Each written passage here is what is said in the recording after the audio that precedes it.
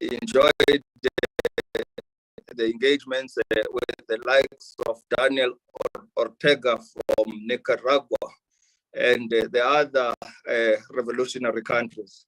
But honorable members, we meet on this portfolio committee meeting to follow up on the previous SONA pronouncements.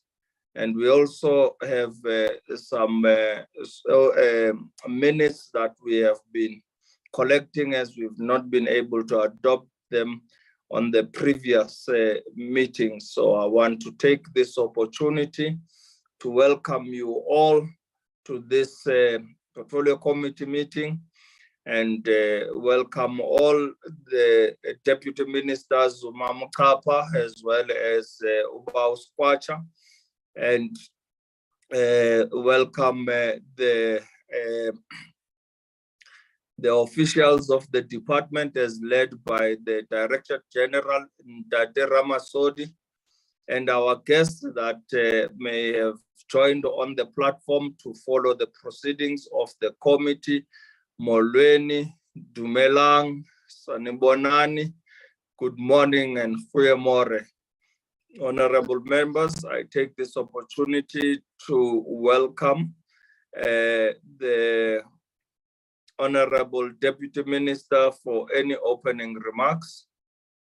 I see a hand from the committee staff. Apologies, Chair. We forgot the apology, Chair. It is out of the country on an official business, Chair. It's not going to be part of this meeting. Apologies, Chair. No, thank you. We hand over to the deputy ministers for any opening remarks.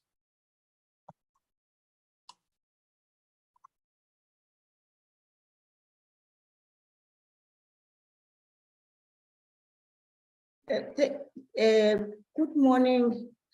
Thank you very much, Honorable Chair of the Portfolio Committee.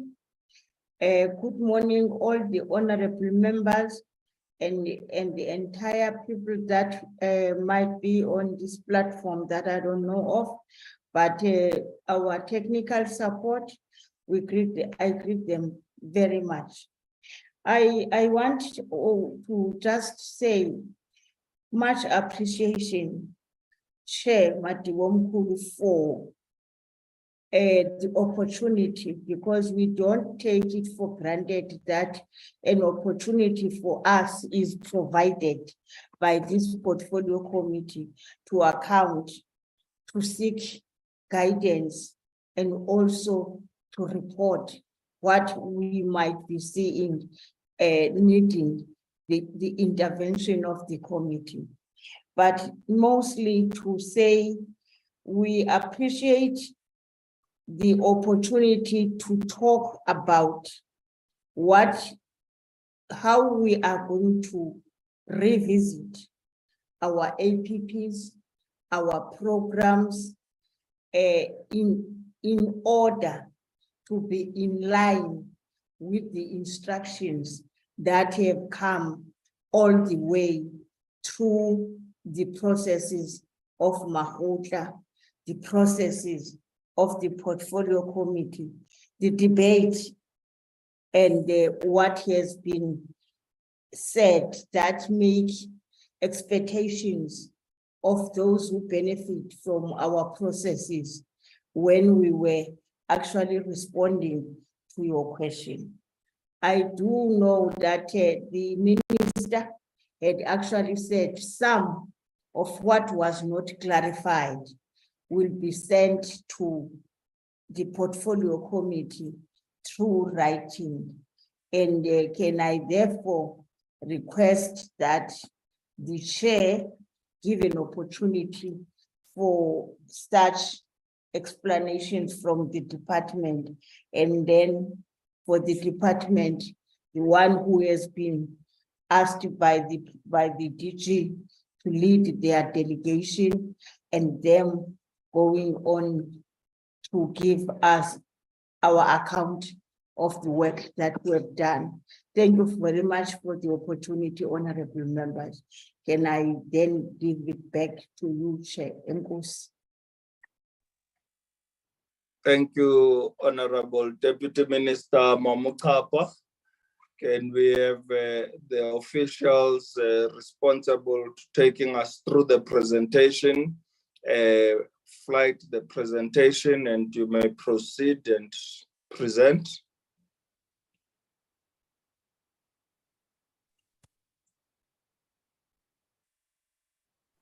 Good morning, Chair and members of the Portfolio Committee, Deputy Minister and my colleague.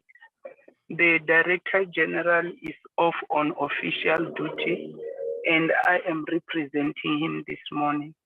I am accompanied by a delegate of DDGs, and DDG Hobokwe will do the presentation on behalf of the department.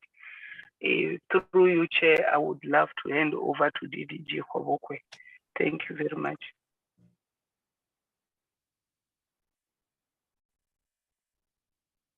Good morning, Chair, members of the Portfolio Committee, the Acting DG Mesadiki and my colleagues on the platform. And I wouldn't forget our Honorable Deputy Minister on the platform also. Chairperson and members of the committee, this is a presentation which touches on all the previous SONA pronouncements since 2020. And I will take members through in terms of a SONA pronouncement by the President and what the department has been able to achieve against such a pronouncement. This slide is just an outline of the presentation. May we go to the next slide, please? This slide is just our strategic focus in terms of vision, mission, and values. I think we're familiar with this. The next slide. This one, Chairperson, is a very important slide in terms of keeping us focused, knowing what our outcomes are for this sixth administration. These are our outcomes. May we move to the next slide? This slide, Chairperson, depicts the priorities of government for this current MTSF period. And if you look at this table, you are apprised of the MTSF priority and our contribution, whether it is core to us or whether it is an enabler.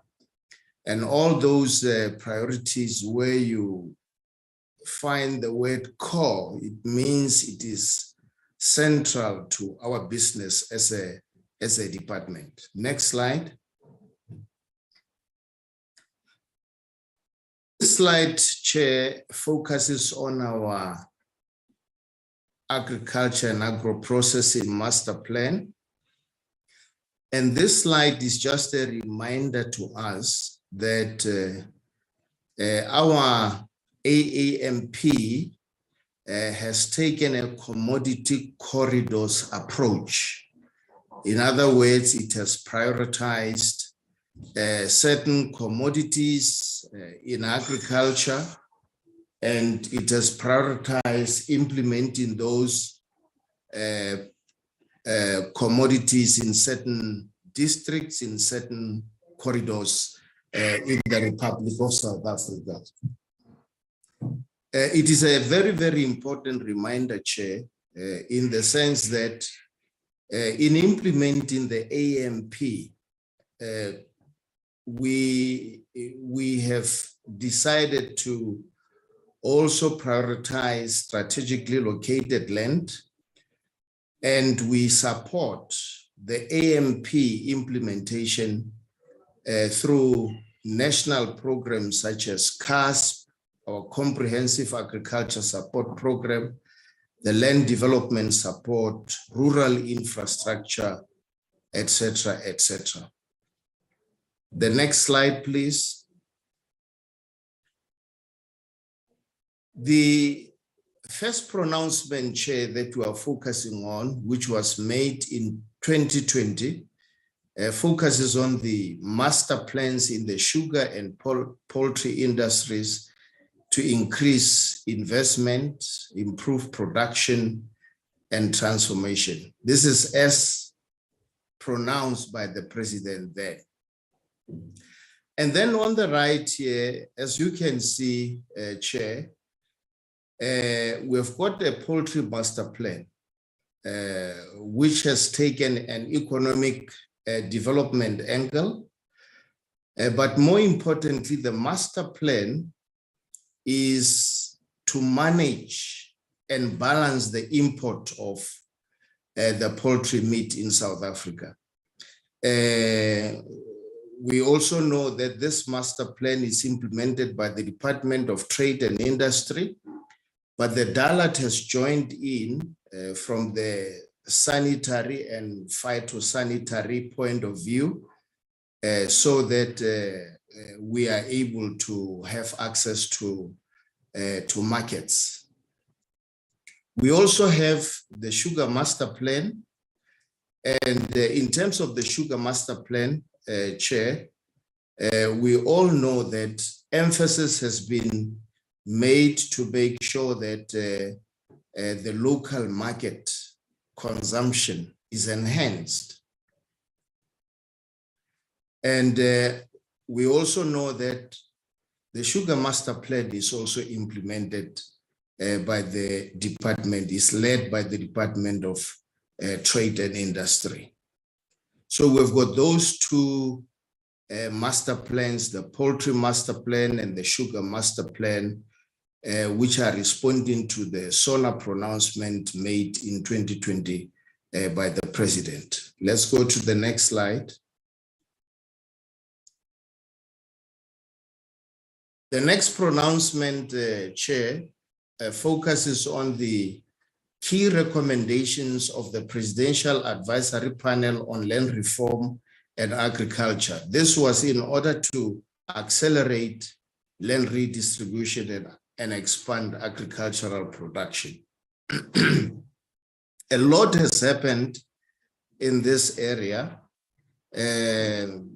We know that we've got this Interministerial Committee on Land Reform, and progress reports responding to this pronouncement have been made to this Interministerial Committee on Land Reform. And these progress reports were made on a quarterly basis.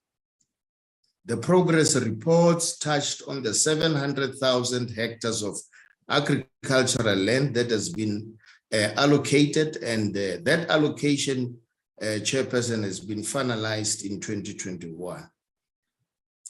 But linked to this pronouncement and linked to the implementation of the Presidential Advisory Panel, there was a need to create an enabling environment in terms of coming up with commensurate policies and legislation. And we know that the beneficiary selection and land allocation policy and land donation policy have been approved and are being implemented. We also know, Chair, that the consultation on communal tenure policy has led to communal tenure summit. There was a summit that was held, and we know that resulting out of that summit, there was a communal tenure policy which was developed. The next slide, please.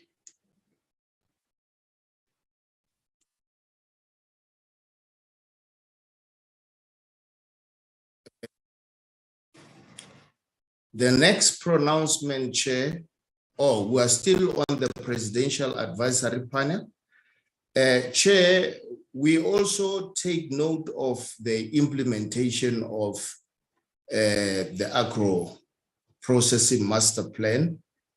And through the AMP, we have come up with an integrated post-settlement support. We are using our programs such as CASP, such as ILIMA, such as the land development support to ensure that there is post-settlement support directed to our farmers. We know that there was a lot of violence which was happening on farms, and the rural safety strategy was developed. And we know that this rural safety strategy is being implemented as we speak. The next slide, please.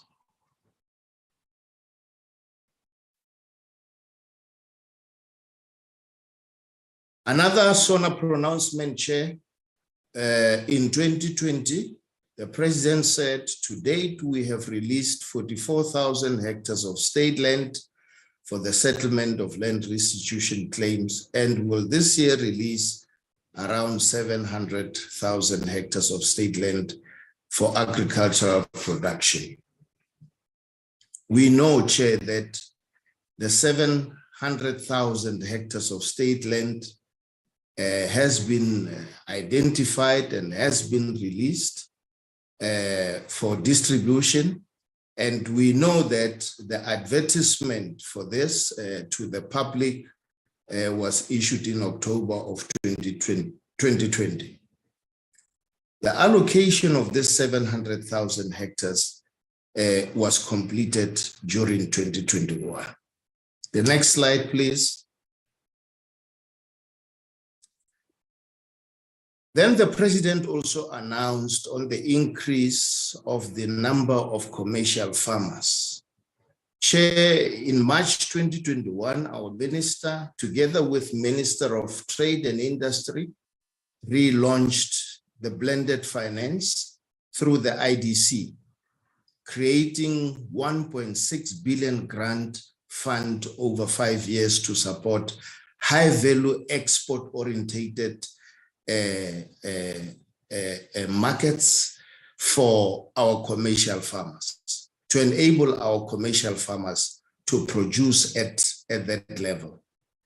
We also know, Chair, that as at the end of December 2022, the IDC supported 19 transactions to the value of 1.124 billion, of which 399 million is a grant fund, creating 1,207 permanent jobs. 9 of these transactions, Chair, approved poultry farm expansions with an average cycle of 333,000 birds per cycle. Next slide, please. Another SONA pronouncement. An opportunity to accelerate land redistribution through a variety of instruments such as land restitution, expropriation of land in order to boost agricultural input. The President further said, to date, government has redistributed over 5 million hectares of land, totaling around 5,500 farms to more than 300,000 beneficiaries. This is in addition to the land restitution process, which has benefited over 2 million land claimants and resulted in the transfer of around 2.7 million hectares. In the financial year 2021-2022, the department acquired 55,235 hectares against the set target of 33,720 hectares. And this was achieved through our program, through our strategy, which is known as proactive land acquisition. And the cost of this, Chairperson, amounts to 386.7 million rand. The next slide. In terms of the Africa Continental Free Trade Agreement, Chair, where the President pronounced that we would harness opportunities presented by this agreement, there were critical things which had to happen before real implementation could take place. These things are administrative in nature because this involves a number of countries on the continent. Certain administrative things had to happen, but it is important to know that South Africa participated in all these administrative initiatives which would lead to full swing implementation as far as the agreement is concerned. We've got the ratification of the agreement. All Southern African Custom Union member states have so far ratified the submission of the second tariff offer. Southern African Customs Union has submitted 90% of its tariff offers. The conclusion of the internal administrative procedures to manage trade, and all these processes and procedures, Chairperson, are in progress. The next slide, please. They are listed there. The administrative procedures being addressed include, among others, those issues that are listed there, Chair. Procurement of certificates of origin, notification of authorized signatories as competent authorities. It is a list which is going down. All those are administrative issues which have to be finalized before the agreement implementation could be on full swing. The next slide. Still on this, Chair, this is another progress in terms of the African Continental Free Trade Agreement. Other customs cooperation documents are being developed through the Subcommittee of Custom Cooperation, Trade Facilitation and Transit that reports to the Directors General, the heads of custom authorities. Is still part of the administrative procedures that are being finalized to ensure that implementation takes place. The next slide, please.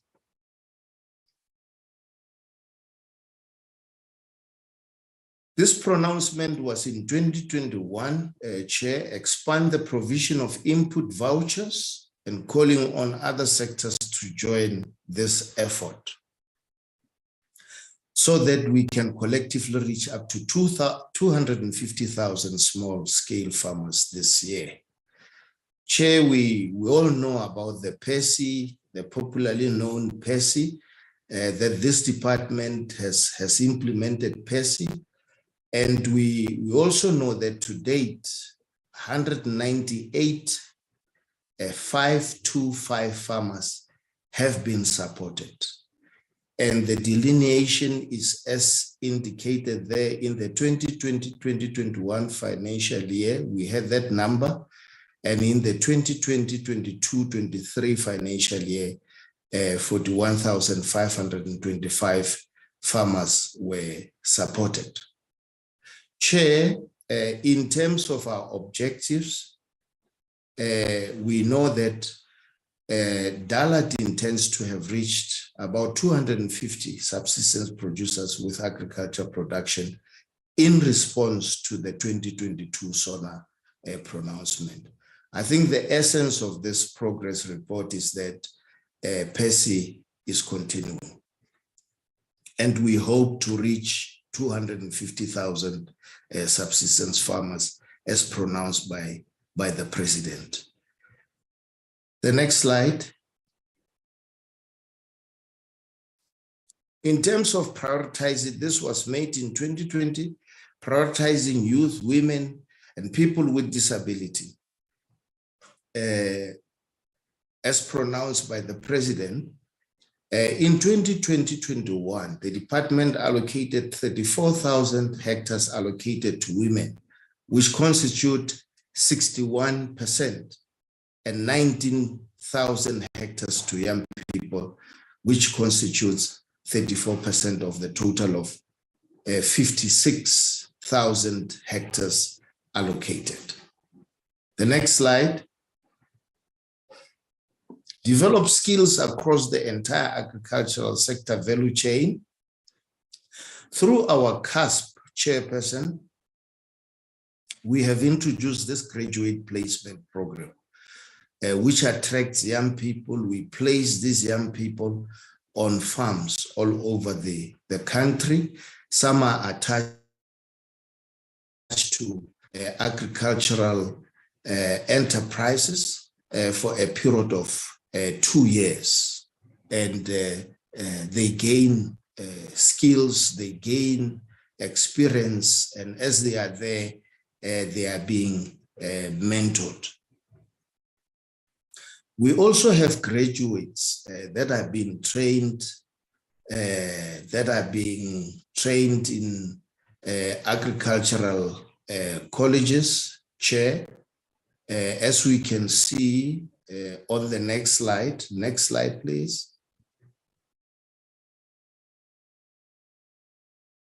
This is a reflection on the numbers that have been admitted at colleges of agriculture throughout the country.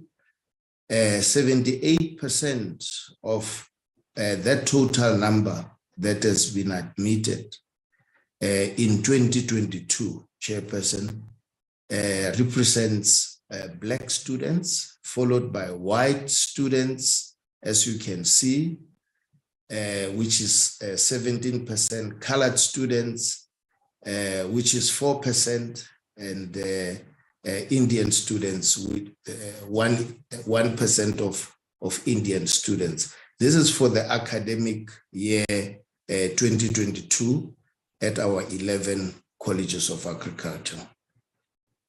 In terms of that number, Chair, 874 students that have been enrolled for a diploma, while 95 have enrolled for bachelor's degrees in different fields, as stated, the crop production, mixed farming and small stock, irrigation management. Those are the various fields that these students are enrolled for. The next slide, please. The pronouncement which was made in 2021, implementing programs to assist smallholder and emerging farmers with market access. We all know that market access is a very important subject, Chair, in agriculture, and we also know that members of the portfolio committee are very interested in this subject. Our response to this, Chair, has been through the SHEP approach, or popularly known as smallholder empowerment and promotion approach. This program, if members remember, there was even a webinar, I think in 2021, where we were joined by even international participants, presided over by the minister. This is a program which is positioning our smallholder farmers to promote market-oriented agriculture. It is teaching our farmers that when they plant, whatever they plant, they must plant it for the market. In other words, the market must inform them what to grow. Grow strategically to sell, and not just grow and sell. You have to grow strategically to sell. The market must dictate to you what you must grow. So this is one of the programs that the department is currently facilitating to promote market access. The next slide. Another SONA pronouncement in 2021, Chair, to address the deep inequalities in our society, we must accelerate the implementation of broad-based Black economic empowerment policies on ownership, control, and management of the economy. Chair, there has been a process in the department to review the Agri-BEE fund. And the process of reviewing the Agri-BEE fund has been completed. And the report, which actually came from this review, was approved by the minister in August of 2022. The department is now creating an enabling environment flowing from that approval. Department is busy developing the necessary frameworks which will guide the implementation of the reviewed Agri-BEE. But just to touch a little in terms of what resulted from the review, preference shall be given to applicants whose membership consists mostly of women, youth, and people with disability. These designated groups are being prioritized in terms of the reviewed Agri-BEE fund. May we go to the next slide? Increase the number of commercial Black farmers. This is another important program, Chair. And in order to scale up, our efforts towards commercializing Black farmers, we know that the Land Bank, this money was given to the Land Bank, 1.9 million over 3 years to support the commercialization of smallholder and medium scale Black producers. We also know, Chair, that we have talked about this earlier, that we also have blended funding through IDC. All these programs are dedicated towards supporting the commercialization of Black farmers.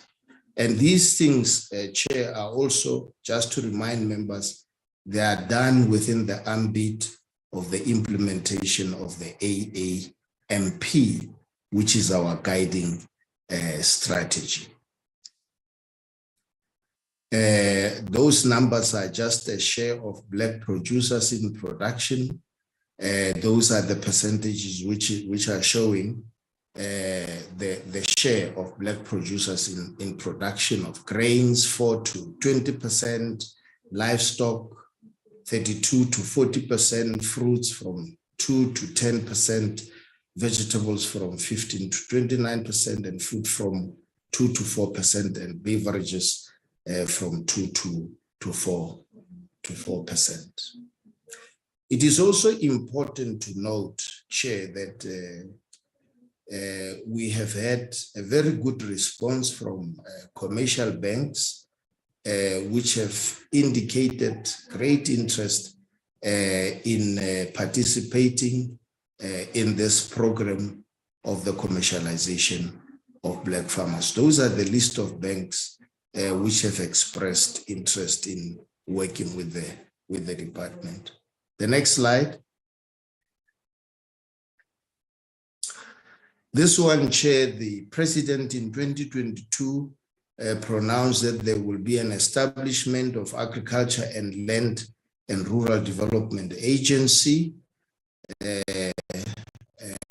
We are pleased to report, Chair, that the department has taken strides in terms of implementing this. A structure has already been finalized, which is headed by the Chief Director. We are hoping that this structure, which has been finalized, which is headed by the Chief Director, is going to transit into the agency that the President is talking about.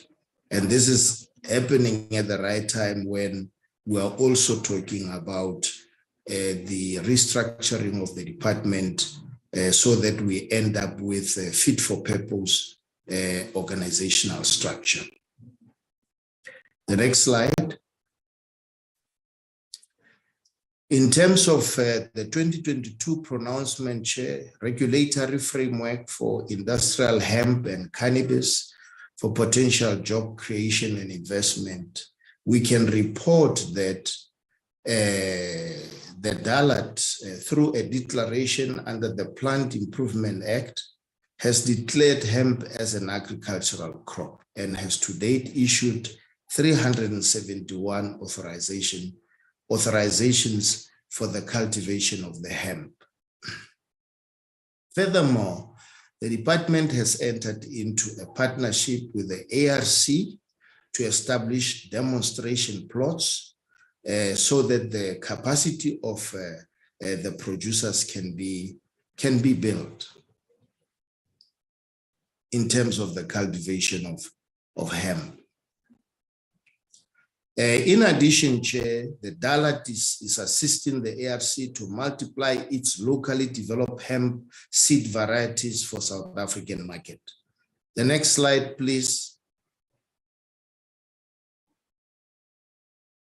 We have a service level agreement which has been concluded with the ARC for research and demonstration sites on the hemp.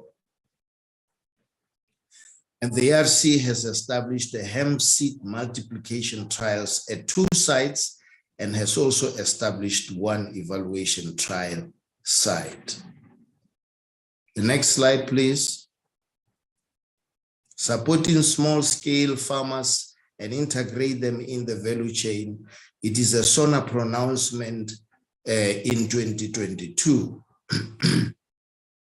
Chair, that slide demonstrates what the department has done to support small-scale farmers in order to integrate them in the value chain. We've got agricultural enterprises which have been supported, a number of smallholders supported with agricultural marketing capacity, total of 82 infrastructure completed today to support smallholder farmers. All these things are intended to really push them to be worthy participants in the value chain. Chair, in terms of the water supply for human consumption and agricultural production, the department is implementing the River Value Catalytic projects in KwaZulu-Natal, worth that amount, Mpumalanga, Northern Cape, Eastern Cape, and Western Cape. And the department has also participated in the committee for the transfer of bulk infrastructure of the Makatini irrigation scheme with the Department of Water Affairs. The CASP and ILIMA are being used, Chair, to revitalize irrigation schemes in the Umkhayagude district in KZN. The next slide. Yes, Chair, that is our response as a department to all the SONA pronouncements made by the President since 2020-21 financial year. Thank you very much. Thank you, Ntate Khanako. Any other additions on the presentations from the officials of the department? Chair, thank you. We don't have any additions. Thank you very much. Thank you, Ms. Sadiki. Honorable members, there's the presentations on the previous pronouncements of SONA. We'll now open the sessions to questions of clarity and comments. Honorable Kape.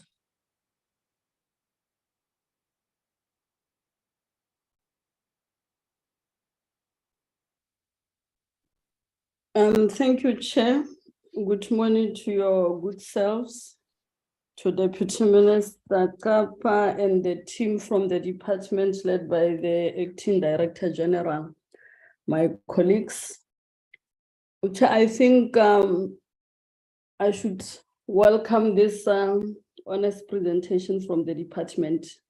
And it was for this reason that we requested last week, or let's take stock of the previous SONA pronouncements, because if we don't do that, we will find that we have lost so much. The train would have left the station before we even get in. In as much as there's progress, Chair, of starting and working towards achievement of this,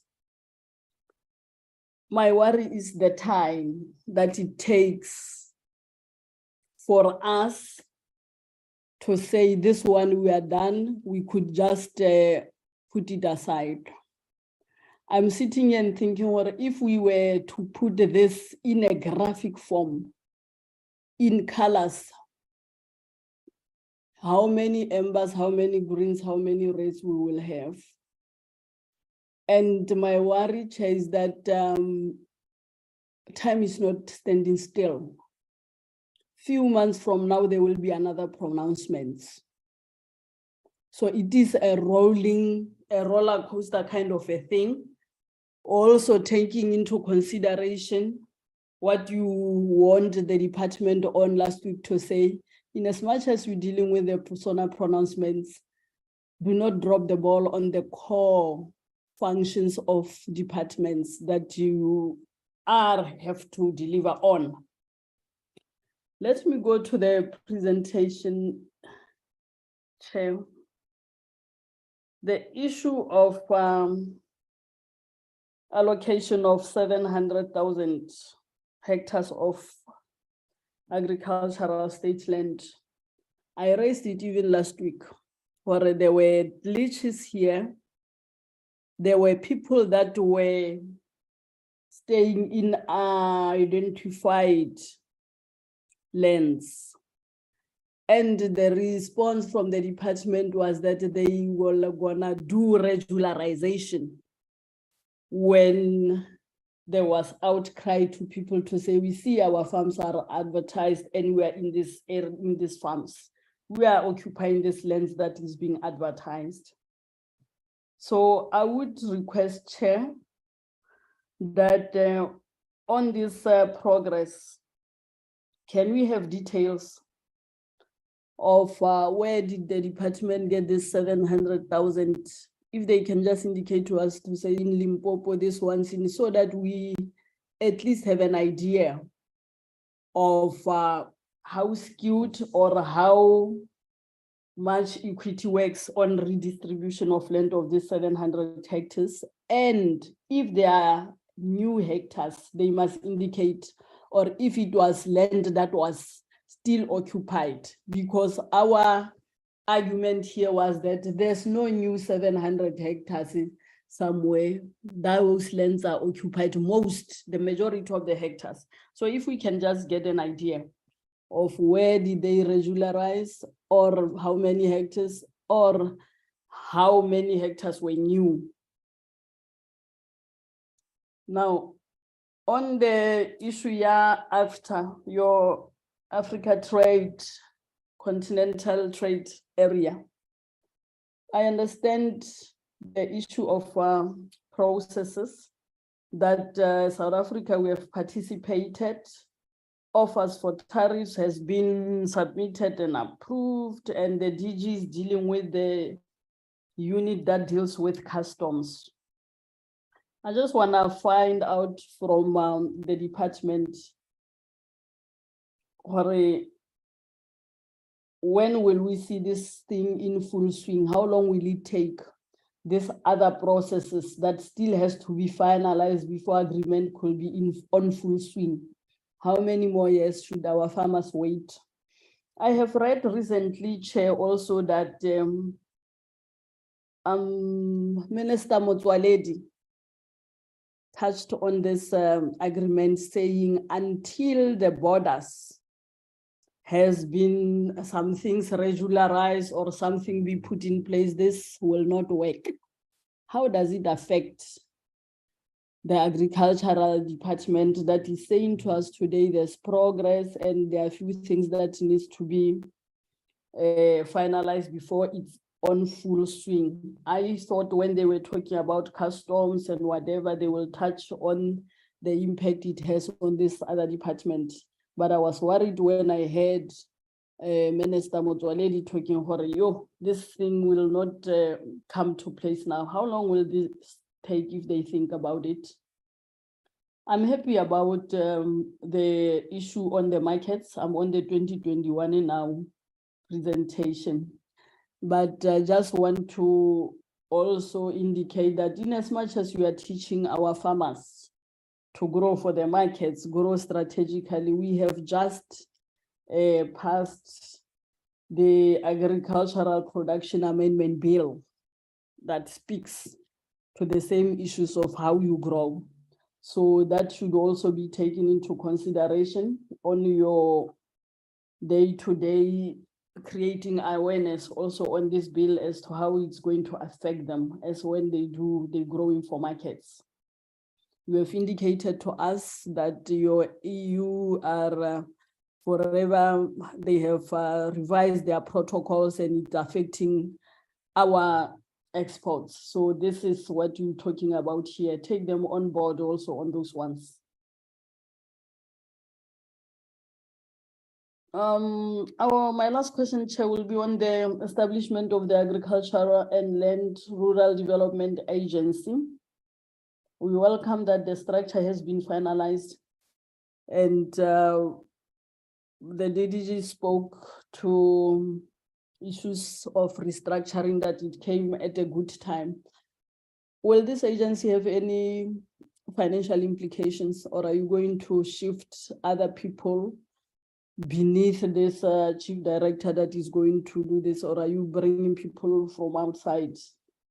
What's the financial implication on this so that we are able to be on the lookout as on when you come to present budget to us, whether it's catered for? Thank you, Chair. Thank you, Honorable Metlape. The Honorable Ntate Masipa. Dumela Ntate Chair, and good morning to colleagues and as well as the department officials. Chair, I think I need to just echo Metlape's sentiment that if we have to really look at what is amber, what is green, what is yellow, what is red, we aren't gonna be able to. So the reality is that really these are, not really what we would have loved to see. I don't see any progress, in terms of this particular reporting. It comes across as a wish list that we have received in the previous. We really need full details. Chair, let me just reiterate what I said, I think last week, and I said it previously. We have an animal disease problem. And that is caused by vaccine production, which is in a crisis at the moment. Chair, we also have a load shedding crisis. We have had floods that have destroyed many roads, especially in KZN, and infrastructure also, suffered. We have had COVID and lockdown, a very hard lockdown that was followed by July riots. And we have had Russian war on Ukraine. And these are really the things that are relevant for us to hear, the department responding to these issues from the SONA point of view, because they have played a destructive role in terms of the department being able to execute their task. But I didn't get that in the presentation. But let me just go through my presentation notes that I think is important to really ask, Chair. Chair, the question for me is that the Minister, obviously, you know, in 2019, let me just start this way, 2019-2020 financial year, there was a commitment from Minister of Finance, Tito Mboweni, to support biosecurity, animal biosecurity in the country, as well as plant biosecurity. Yet, there were challenges of biosecurity with the outbreak of foot and mouth disease and many other diseases.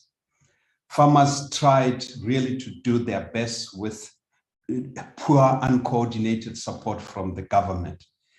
The question for me, Chair, to the department is, where is the ministerial task team report that was established by the minister in 2021?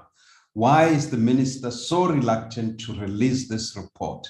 Because this report is important in terms of really the nation taking head on the issue of biosecurity and supporting the government, and obviously government being accountable to the nation about this biosecurity challenges. Chair, I just want to quote with regards to the what was noted during SONA to date, the government has redistributed over 5 million hectares of land, totaling 5,500 to more than 300,000 beneficiaries. This is in addition to the land restitution process, which has benefited over 2 million land claimants and resulted in the transfer of around 2.7 million hectares. So well and good, this is said and provided with regards to the progress. But Chair, however, you know, there is obviously a threat with regard to the expropriation bill that is being deliberated, which is currently for comment within the NCOP. The question for me really, this is to the minister and obviously the DGs that are not, DG that is not here, is what is their comment on this particular bill in terms of really hampering their progress with regards to transformation and land reform. And does the minister support this bill in its current format, where it's really wanting to expropriate land without with nil compensation in certain instances?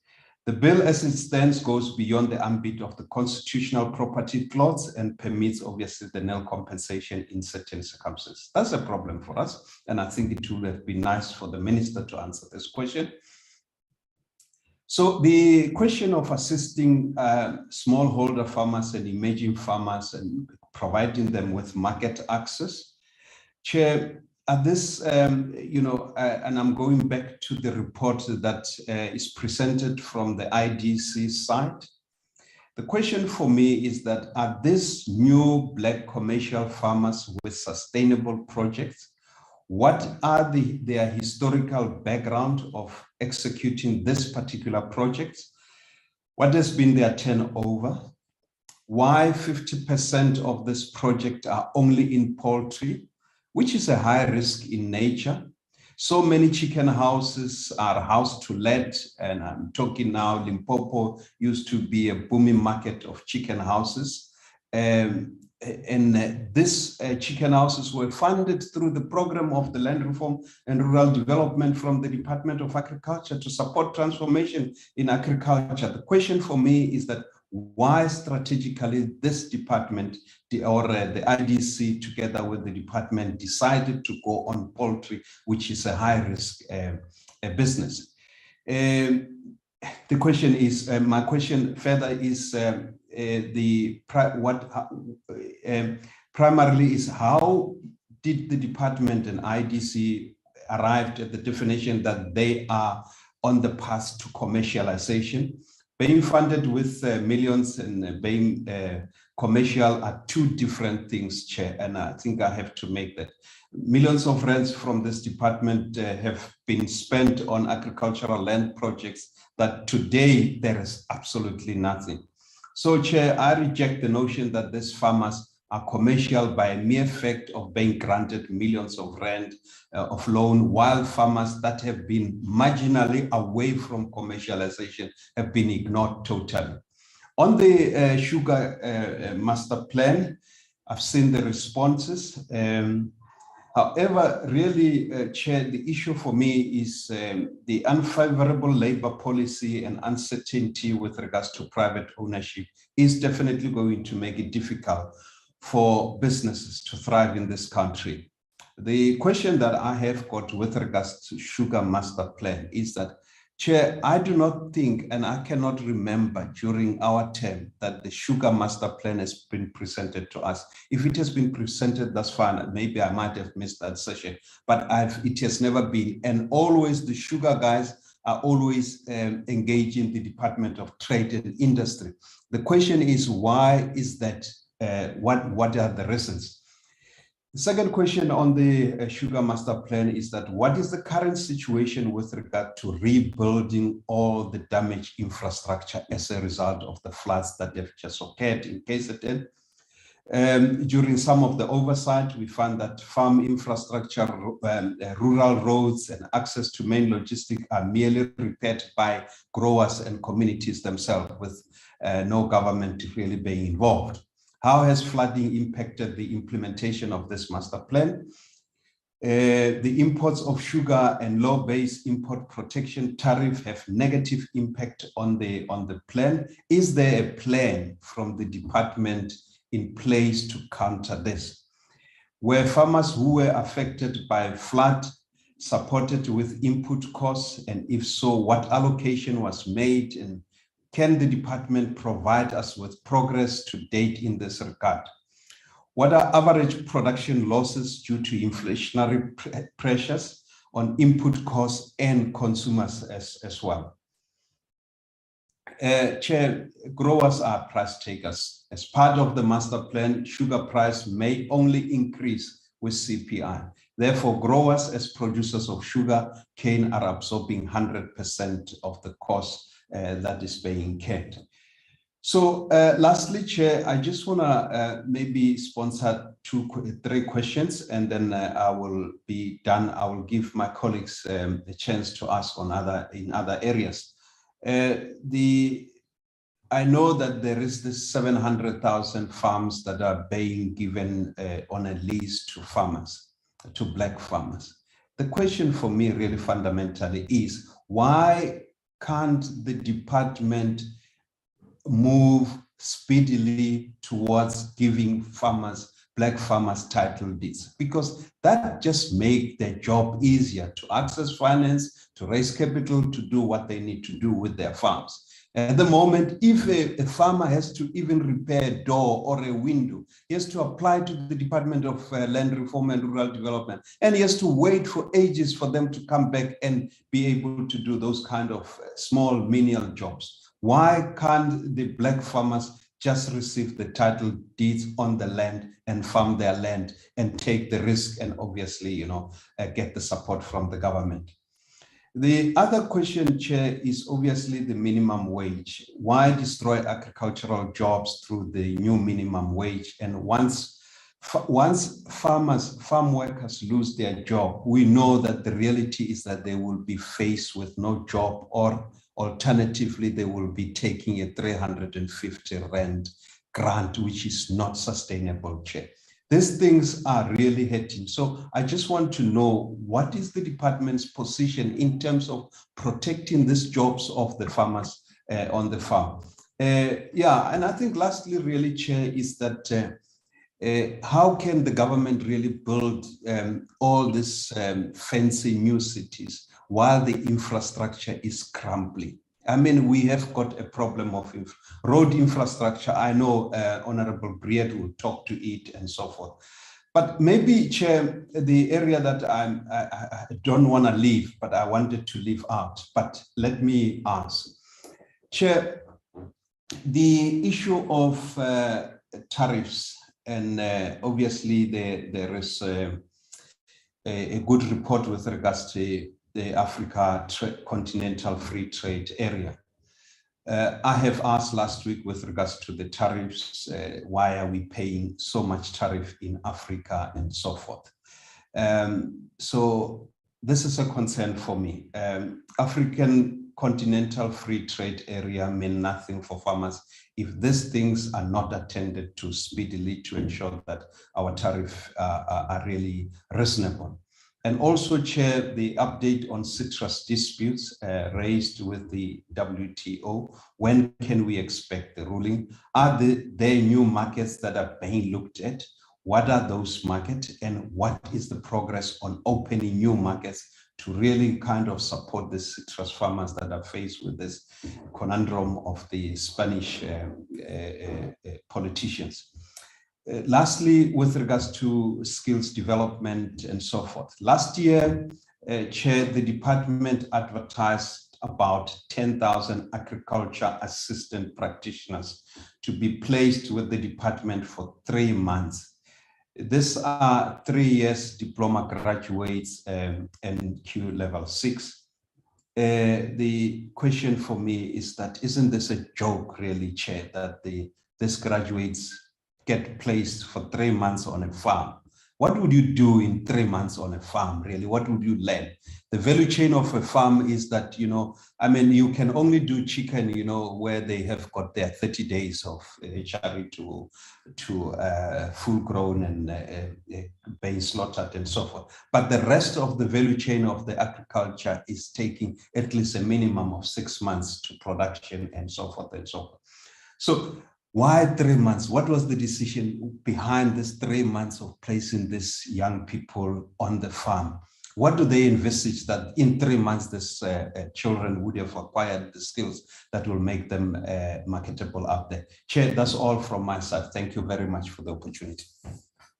Thank you, Ntate Masipa. The Honorable Baukapa.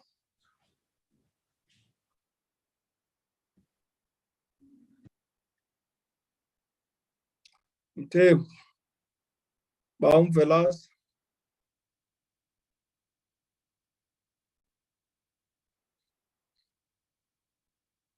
The Honorable Mamuchwete. Oh, go ahead, Tim. Mandibulele Star. Diveze nje indawo dibulele nale ngcaciso iveza lisebe apha. Into nawo ndiyanqwenela ukuba no, let me come to this. I wish to find out if there are any challenges in these pronouncements and implementation, so that if everything is going smoothly as planned, we should know. But if there are challenges which need to be addressed, we should know as well. I would think also if there are some challenges that are caused, perhaps make it, for example, if any other challenges are caused by or some process or slow processes in legislation, that we should know, because these are things to be corrected. That is one. And also, I would like now to ensure that in this process of increasing rural land that is under cultivation, under production, whether there has been really an increase on this, so that if it is not happening, it's something should be known and be corrected. Because you can find that all these years, the land that is lying fallow is increasing, and yet the plan is to increase the land that is under production in the process of ensuring food security. Those are the only issues, Chair, that I wanted to raise. I thank you.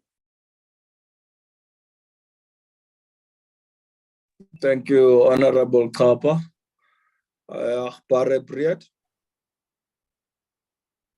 Dankie, voorsitter. Sorry, I'm just battling to get all my buttons today. I hope you are doing well. Goed, met jou? Baie goed, dankie. Chairperson, let me maybe start by saying that I'm quite worried, and I think Honorable Thape and Honorable Masipa have actually alluded to that, is I'm worried about the SONA pronouncements that are supposed to be or annual plans that, you know, that speak to the program within 12 months, and that we need to take on there, and that some of these pronouncements go as far back as 2020, and they are still in progress, which means that we have not completed 3 years going on 4 years pronouncements that are still there. And I think that maybe it is time, Chairperson, that the department takes us as a committee into confidence and to speak to us about the real issues within the department and why is it taking so long for us to actually see progress within these SONA pronouncements. I made a note here that says not seeing clear progress, no time frames, what about completion dates? And I feel that is my summation of all of these projects is that I'm seeing that. But maybe let me start from at a point, Chairperson, and maybe let that be blended finance.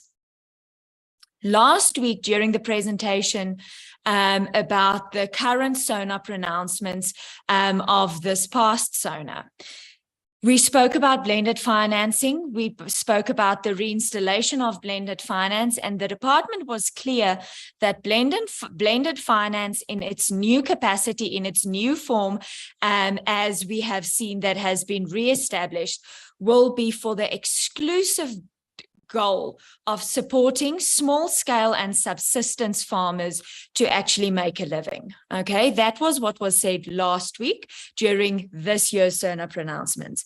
This week, with regards to last year's and the year before SONA pronouncements, we are seeing that blended finance is to increase the number of our commercial Black farmers, and the manner in which we will do that is by the blended finance model.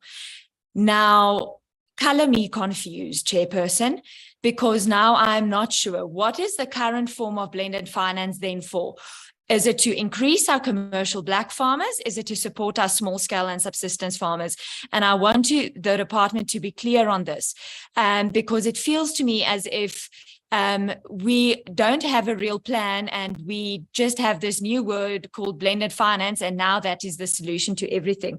So I would like to have a breakdown, and if it is for both, how I need to hear this. We need to be taken into confidence regarding this, Chairperson. And then I also want to understand clearly, when speaking of the blended finance model, it was mentioned that we are supporting, we have assisted 9 poultry farmers. Does that mean since the pronouncement, and I can't remember if it was 2020 or 2021, to actually increase commercial Black farmers, we have only assisted 9 to become commercial farmers? That is how I understand that, and that is worrying to me, Chairperson. Then, Chairperson, staying on blended finance, and this is being as a progress report, I am worried that we are saying and we are talking about intentions and expressions of interest from commercial banks to assist commercial farmers. Expression of interest is not a commitment, and I don't see that as progress. So I would like to know, what are the deadlines? What are the timeframes? Do we have something more in terms of an SLA or an MOU or an agreement with these commercial banks, anything besides an expression of interest? Because I fear, there's my favorite word again, that expression of interest is not going to assist this. Chairperson, then getting to PACE, once again, PACE has been informed and has been said we have supported so many farmers. And once again, I will sound like a broken record. The AGSA was very clear that on the findings on PACE, on the fact that we cannot confirm whether these numbers that we claim to have been assisted. And I wasn't answered last week or the week before, and I will continue asking this with regard to PACE. What is the department doing to address the findings by the AGSA to improve it, seeing as PACE has been re-announced and been re-established during during the current SONA pronouncement as well. What are we doing to ensure that the findings that had been made will not continue? Chairperson, then speaking about the SHEP approach to market orientation, it's all very pretty to have a policy and things there, but can the department indicate to us how many farmers now have market access because of this SHEP approach? It's great that we have, but we need to see that. And then I would like to know, Chairperson, in terms of the development agency, how long is that? What is number one, the goal going to be of this development agency? Will it be, and when is this department foreseeing that this agency will take place? Because I come from the Free State and we have a number of agencies: Free State Development Corporation, Putswa Development Corporation, MAP SCZ, and we have a number of corporations and agencies, and none of them have worked to date. So what is the thinking behind this, and will the department actually foresee that in terms of other failed projects, this one will be the one that's actually, actually working? And Chairperson, then I would just like to maybe reiterate and thank Honourable Masipa for mentioning the vaccine crisis we're in, mentioning the flood crisis, mentioning just the general crisis we are finding ourselves in within agriculture, within with the minimum wage, and with all of these things. And I think the department needs to be clear and needs to speak out on that and needs to pronounce themselves on that. Specifically with the vaccines, we have now got confirmation that it's not just African horse sickness, but West Nile horse sickness that has also now been found in Gauteng. And the department really, I think, needs to address this. In terms of road infrastructure and just looking at what was said during the previous, this past SONA pronouncement as well, is we really need to look at our infrastructure. We need to look at our roads infrastructure. We need to look at our transport, our railway road infrastructure, because at the end of the day, if we have roads that are on the state that our roads are in the Free State, I come from the agricultural hub. We don't drive on the left of the road in the Free State anymore. We drive on what is left of the road. And that, Chairperson, is something that I think the department needs to take up with the Department of Transport. They need to take it up with the Department of Infrastructure. At the end of the day, we cannot have promise market access, want to do market access, and then the roads that we must travel on for market access is not there. And I think that is something that I'm not getting a clear distinction from the department, is a willingness to expand and to look at, if I can call it, the byproducts or the bifactors that are actually influencing our agricultural sector. Chairperson, and I think we have spoken too long, I will leave it at that. Danke, agbare Brett. Ndaba ezitha, Nkosi enkulu, Honorable Tabekulu. Thank you, Chairperson. Good morning, Madiba. Good morning, all members of the Portfolio Committee, the Deputy Minister, as well as the civil staff and the departmental staff. Chairperson, if I may just make comment, I'll be maybe too general to comment. We've been receiving this good presentation regarding the assistance that has been provided by the department to the subsistence farmers and smallholder farmers. One chairperson would maybe one day be pleased to hear, if it's possible, to be given the provinces where this development has been taking place, where these farmers have been assisted district-wise, locally, on local municipalities, so that maybe one would be in a position maybe one day just to visit those areas to see exactly. You know, we are always crying about the food prices increase in the shops, where people could find it very difficult to buy food, but we have land in communal land where people could maybe get assisted to plow the land. Can we maybe someday have those details so that one would be able to visit and see the areas? Because the numbers that are given are quite good to hear, but it's important at times to be physically, one could go and visit those areas. And the chairperson, I would like once again to point out, I would as well sound like a broken record to some, but I always have that feeling and an experience when going out there. You know, when dealing with this land reform, chairperson, it seems the officials on the ground seem very reluctant to sort of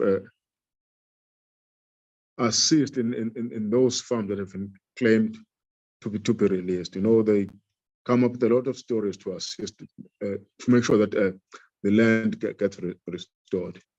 It's very slow, the process is very slow down there, whereas departmentally, we could get these good reports about the land that has been released to our people in order to assist them get into the process, to the business of commercial farming, to the business of subsistence, as well as smallholder farmers.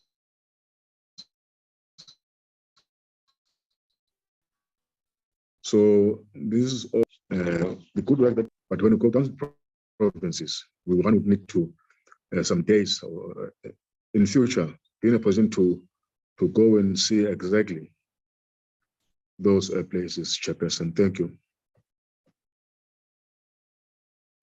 Ingabezitha kusenkulu sibamba ngazo zindini. The Honorable Treasurer.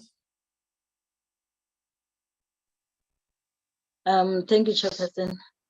Good morning to the Portfolio Committee members and you, Chairperson. And good morning to the Deputy Minister, Mamuchapa, and the DDGs and officials that are present in the meeting. Chairperson, it's very much unfortunate to always to speak last. My colleagues have covered most of my questions.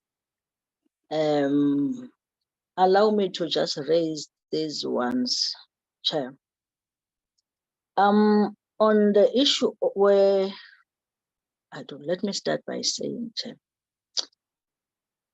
when it comes to planning, monitoring, and evaluation of the department, how do they monitor the distribution of the blended finance or the distribution of the funds allocated to land bank? I'm changing the approach, Chair, of asking this question, hoping this time we will get a detailed answer. On the pronouncement, Chair, there is a commercialization of Black farmers, which is a good initiative, that the Masiba, that seeks to address the transformation and the inclusivity of those that were previously disadvantaged. Hence this. But on that note, Chair, can the department furnish us with a detailed information? Since 2020 till to date, millions have been spent in trying to achieve this good initiative. How many Black farmers have been commercialized through this initiative? and where, how much was spent. Our responsibility is to chase the runs and cents of the state. Can we get that? Last week, Chairperson Undate Mabuyakulu confirmed that, told this committee that there is a list available. I was hoping, Chairperson, that when we get the responses from the department during the week, we would also get this detailed information, because it was asked here in this platform. I'm again, Chairperson, requesting that information in writing from the department, the same information that I asked last week. A detailed list of farmers that have benefited through that initiative of Land Bank and blended finance. That is one, Chair.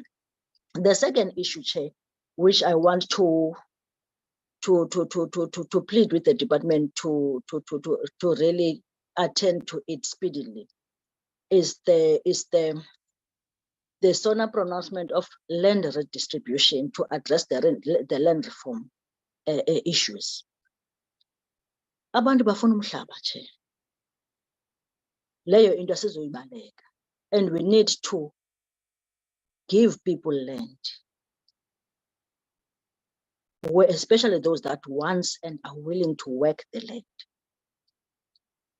My consent, Chair, I will just lift one province. In the Eastern Cape, Chairperson, there was a moratorium that was put by the department on land redistribution, especially on farms.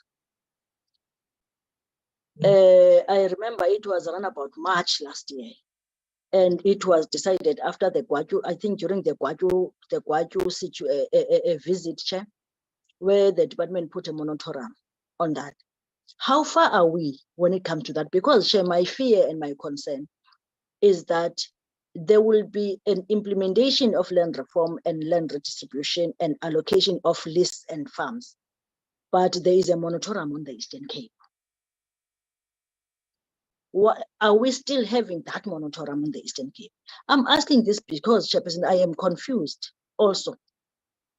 Last week on the website of the department, the last date, the closing date was the 28th of February, where there were 2 farms that were advertised in Stadarem, Amatole region,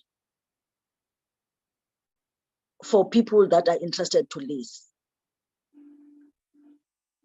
Those 2 farms, Chair, I was really confused that the last we were informed as the committee was there was a moratorium on those issues.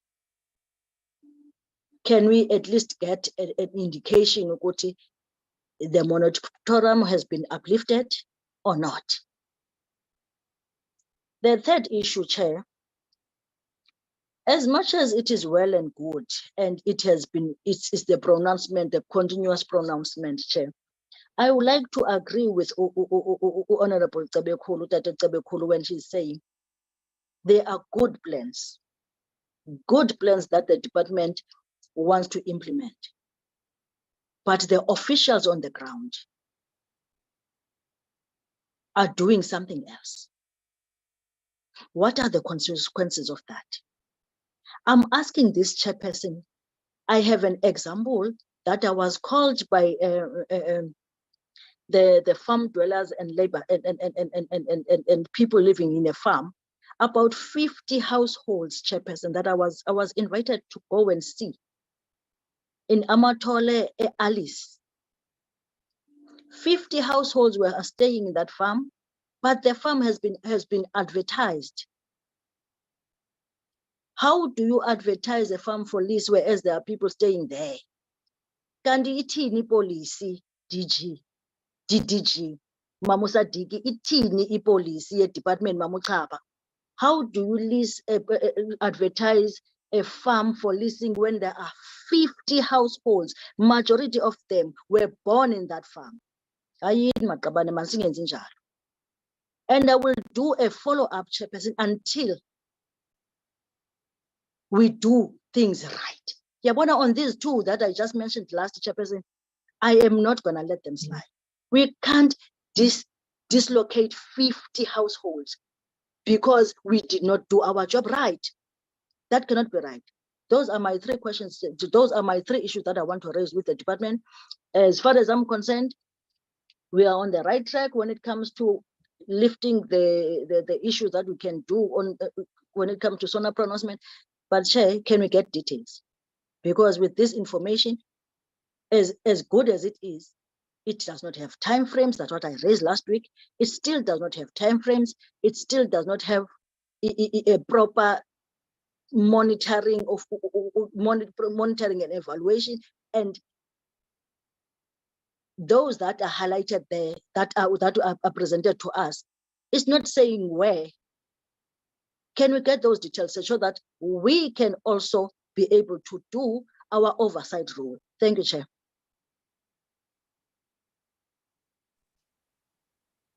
Ebulela Mamotwete, the Honorable Mamun Babama. Enkosi Chairperson, ndivumele ndithi all protocol observed. I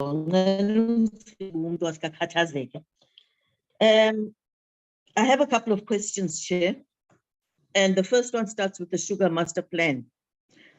I would like to know how successful or what is the progress on transformation in the sugar industry, especially when it comes to markets, as it's my understanding that the industry is driven by quotas at the mills. So if long-established farmers have quotas at the mill, how do we get Black farmers into the market? That is my first question. And then my second question is on the Poultry Master Plan. Does the department keep tabs, or should I say, does it follow up on how many Black contract growers or Black contract grower farmers there are in the poultry sector? And how many are successfully established annually? How many actually fail? And what are the causes of the failures? I hope they've got that question, Chair. And then my third question is on the 700,000 hectares of state land that was finalized, or distribution was finalized in 2021. I said, can we have more information on the release and allocation of the 700,000 hectares of state land? Was the beneficiary selection land allocation in place? Beneficiary selection and land allocation policy in place when this land was allocated? And also, Chair, if they can just tell me what they mean by the land donation policy. Who donates land to who and how? Is it through title deeds, or what is it exactly? I'd like to know what the land donation policy is. And my next question is around the integrated post-settlement support. Now, when the DDG was doing his presentation, he quoted the programs used to supposedly implement this integrated post-settlement support. But it's not enough for us just to get the programs. We need to know how these are actually used in the support of the farmers that have been settled on the land. I mean, you can quote a program. A program is normally money or funds or whatever, but what do they actually do in support of the farmers? Who do they use? I know in the past, way back, you know, they used to talk of extension officers going out and supporting the farmers. But what kind of post-settlement support are the farmers getting? That is not clear from his presentation. And then the next one, Chair, is around the commercial Black farmers. The DDG gave us targets in percentages. But I would be more interested in the numbers rather than the percentages, because the percentages can be very, what's the English word? They can be very deceiving. You know, you actually don't know. A percentage can be a percentage of 5 or anything. But if we can actually get the actual numbers, that will help a lot. And I said here, if the SONA pronouncement was to increase commercial black farmers, how many were they beginning 2020? And how many are they now beginning 2023? You know, that kind of comparison makes me understand when the president was pronouncing this, how many commercial black farmers were they? And how many are there now? At least then we know that there are 20 or there are 50 or there are, you know, and then you get a sense of the success of the program. And then the next question is around acceleration of land redistribution. Here, can we safely say that land restitution has not played a significant role in this pronouncement, considering that there are many claimants, such as the Kramer family in Hanki, who have been waiting for more than 20 years for their claim to be finalized? I see the department has not said anything about you know, the impact of land restitution on this pronouncement of accelerating land redistribution. And maybe the reason is that there are many people, some of them waiting 26 years, like the Kramer family, for their claim to be finalized. And I would just like to know what is the impact of land restitution on this pronouncement of the president. And then in terms of the input vouchers, the president said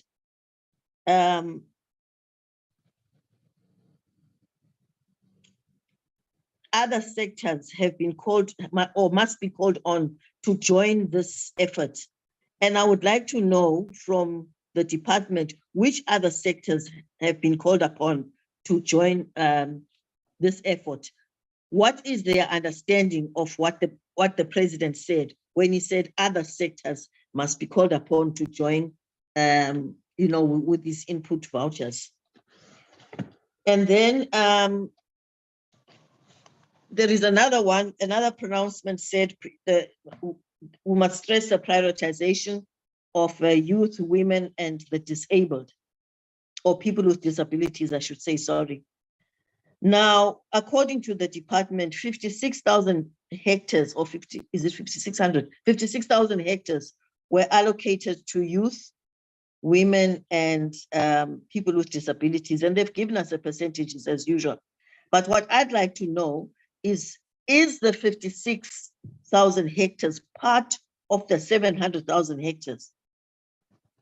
Because if that is the case, then we're talking a very small percentage of that 700 hectares. So if they can just explain that to me, was the 56,000 hectares part of the 700,000 hectares that were distributed? And then SHEP, we really like these acronyms. Are they called acronyms in English? I think so. These acronyms in the department.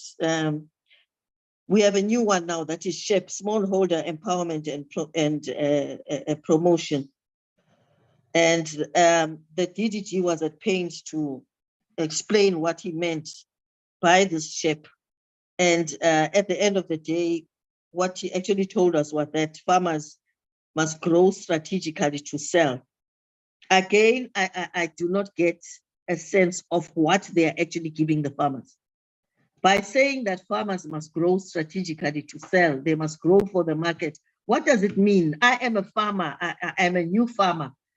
I'm an emerging farmer, as they are called in South Africa.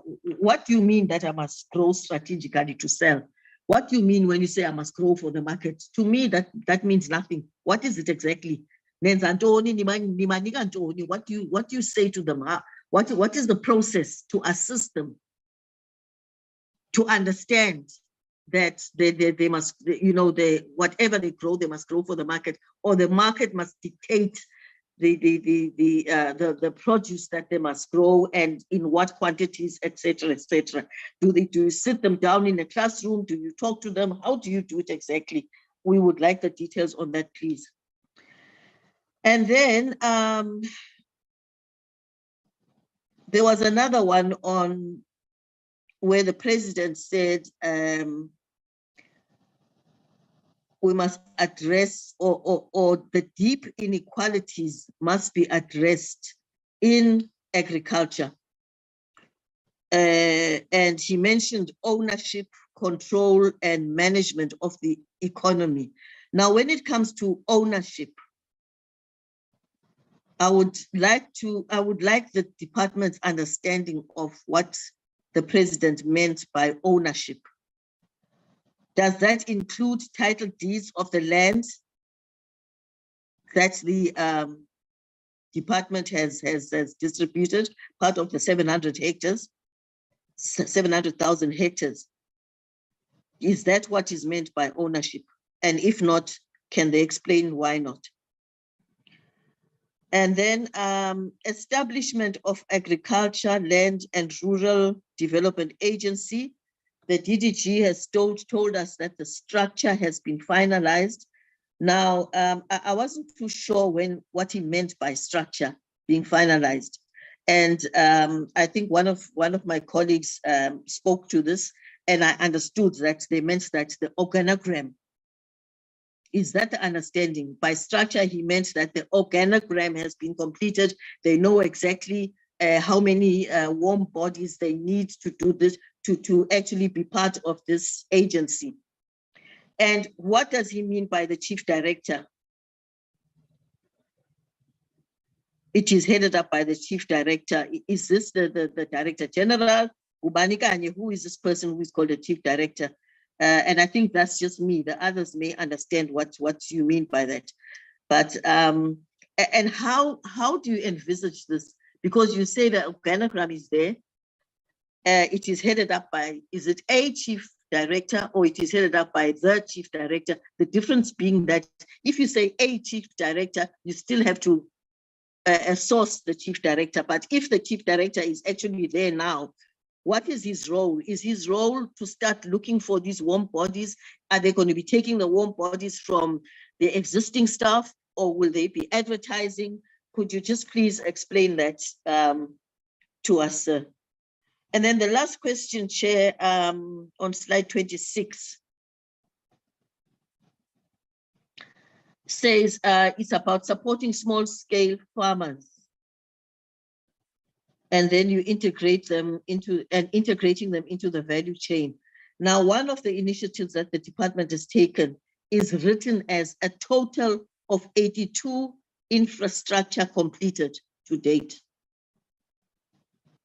A total of 82 infrastructure completed. I don't know what the department means by that.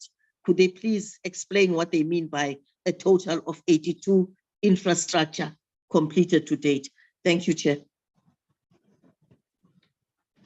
Thank you, Honorable Mbabama. Ntate Montwedi. Ke a leboga modulasetulo e re ke go dumedise ke tle ke dumedise le batsenela kopano botlhe.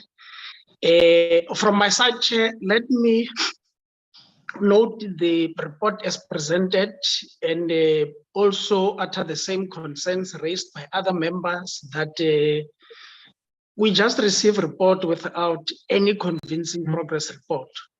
I think we shouldn't be getting reports around the master plans. We should actually be getting evidence as to how far has these master plans that we actually introduced the sector, what impact have they had on the sector, with verifiable evidence that should actually be presented to us. So it remains a concern, Chair. I would like to really appeal to the department that they must actually look into bringing such evidence into our meetings next time, Chair.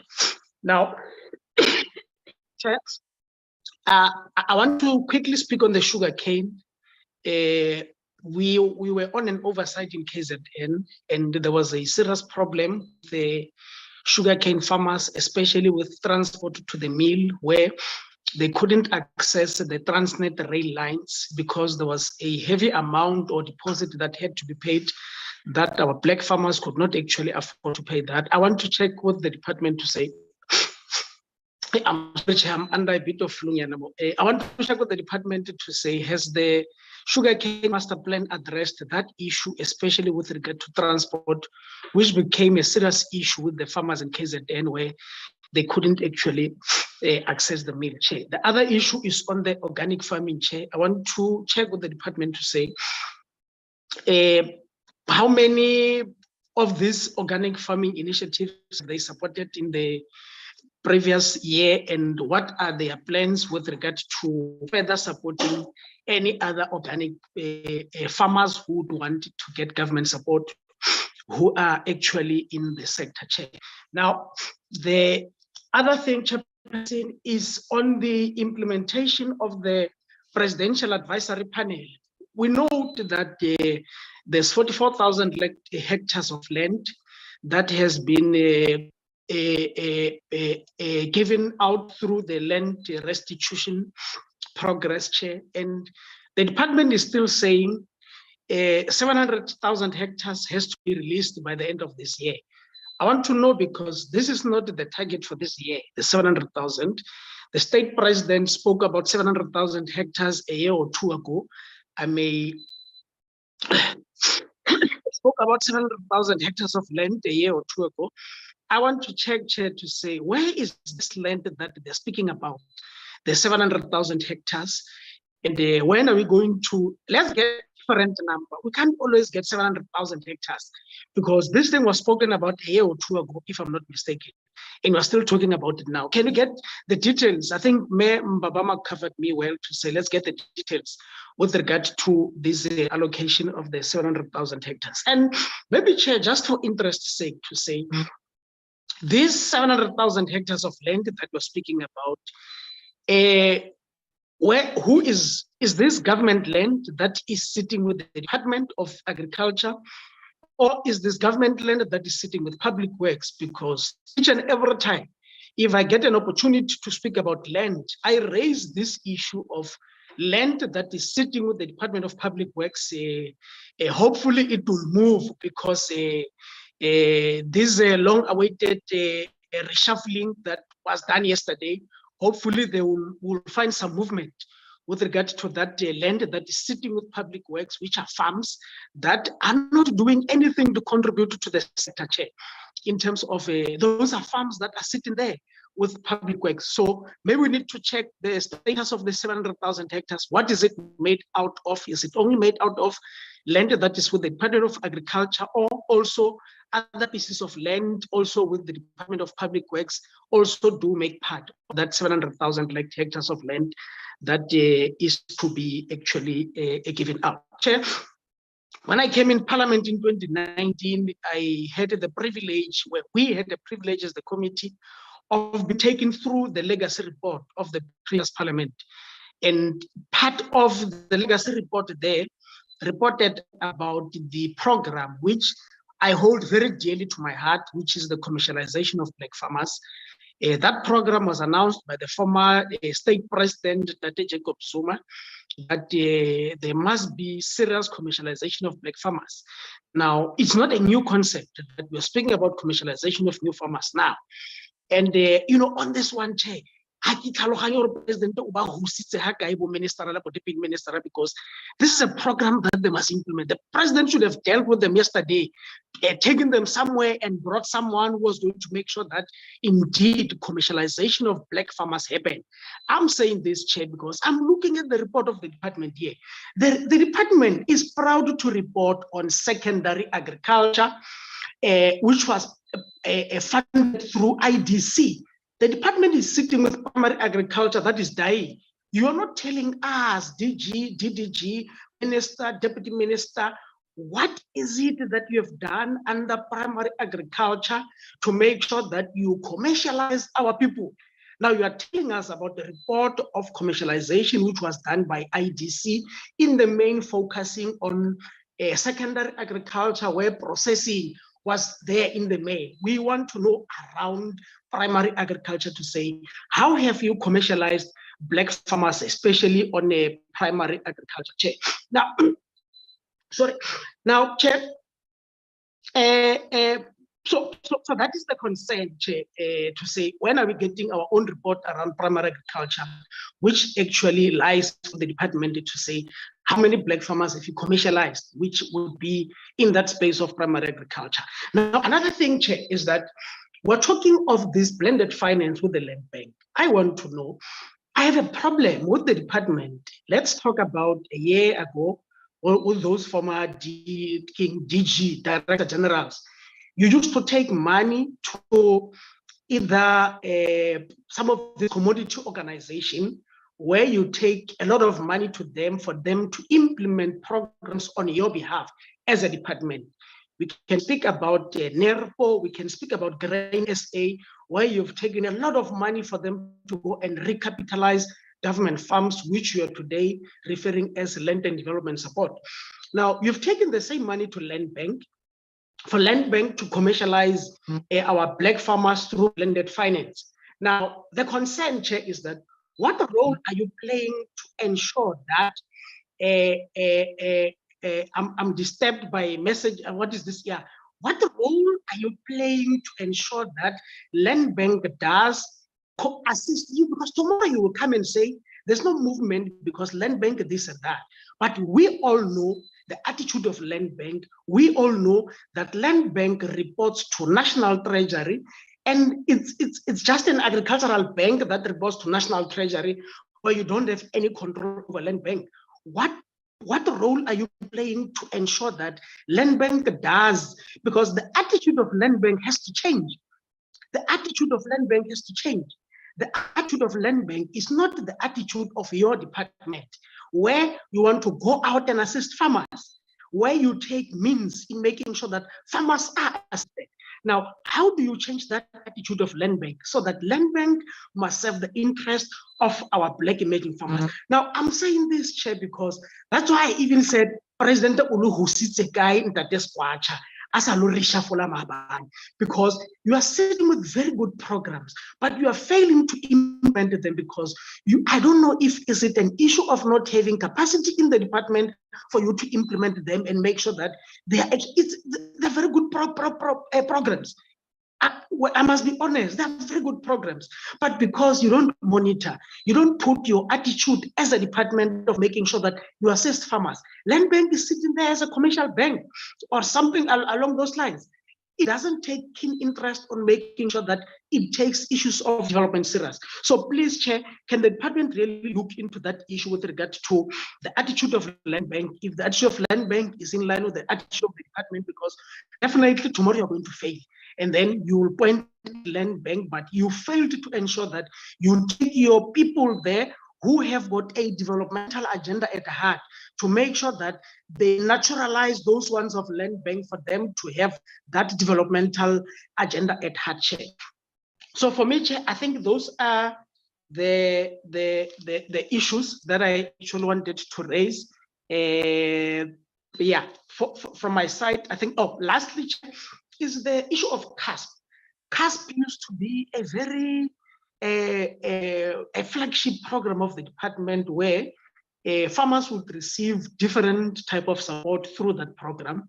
And on the report there, Chair, I'm not seeing any details with regard to what CASP has done, except that you are telling us, Mayor Elder, about the graduate placement program. What are the programs that you've run as CASP? Because CASP is a very good program, again, that will ensure that our people are continue to remain in the sector. With that, Chairperson, I think ke lebogile ke raisitse di issues tse ke neng ke batla go di reetsa, mara ke ipotsa re president tota hela o ba husitse kae e ya commercialization of black farmers yone ke lwa ka yone straight ke lebogile thata module Steve. Re lebohile Ntate Montwedi, the Honorable Kruger. Thank you, Chair, and appreciation for the presentation. Chair, yes, I agree with one of the honorables that it's difficult when you one of the last members to have a bite on this, because most of the questions were asked and I agree with most of the comments that was made as well, especially on the boots on the ground of the department. I think they quite good paper pushers, and the boots on the ground is not always there. But Chair, allow me to go through a few questions. On page 18 and 19 of the presentation, the department talk of the development of skills, and there was a lot of nice figures that was mentioned. But my problem is what happened to this youth that's part of this skill development program after they exit the program? If the department can just give us some indication of how many of this youth stay on the farms and stay in the sector, because my experience is the government look after them, but when they finish, that is it, and there's no future for this youth in job creation. There's also on, I think it was page 19, mentioned about the 2-year program that students can partake in.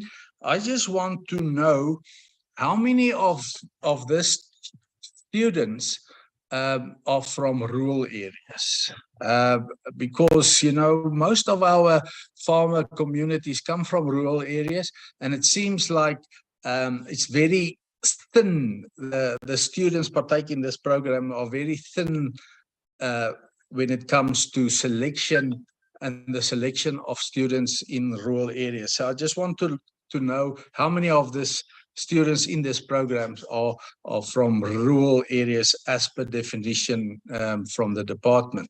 And Chairperson, then the last question, and I think it was already mentioned, but allow me to give my opinion on this as well. On page 20, the SHEP approach, plan to grow and sell the markets in rural areas. Again, it seems like there's a program now for farmers to strategize and how to plant specific products for the market. And Chair, I must tell you, in Mpumalanga, there's no markets. There's no roads. The farmers can't even get their produce to markets because the access roads it's not accessible. I mean, you can't even drive there with a 4x4. Never mind with trucks loading their fresh produce. So I would like to, because according to the program, I see the last week in March, we are on oversight in my province, Mpumalanga, and I will love it actually to take these officials on this farm roads, but they must come with their own cars, their own luxury cars, so that they can feel and feel how the farmers are feeling, try to get their produce to markets. And if the department just can give me some indication of fresh produce markets in Mpumalanga, especially the rural areas that's finished, not those that started 10 years ago and it's not finished yet. The finished one, especially in the rural areas, like Timbasiliane, Dr. J.S. Morocco, Pixley Kaseme municipality, and the like. So, Chair, that is my input, and I thank you for the opportunity. Thank you, Honorable Kruger. Honorable members, are there any other members who have wished to pose a question I have not recognized?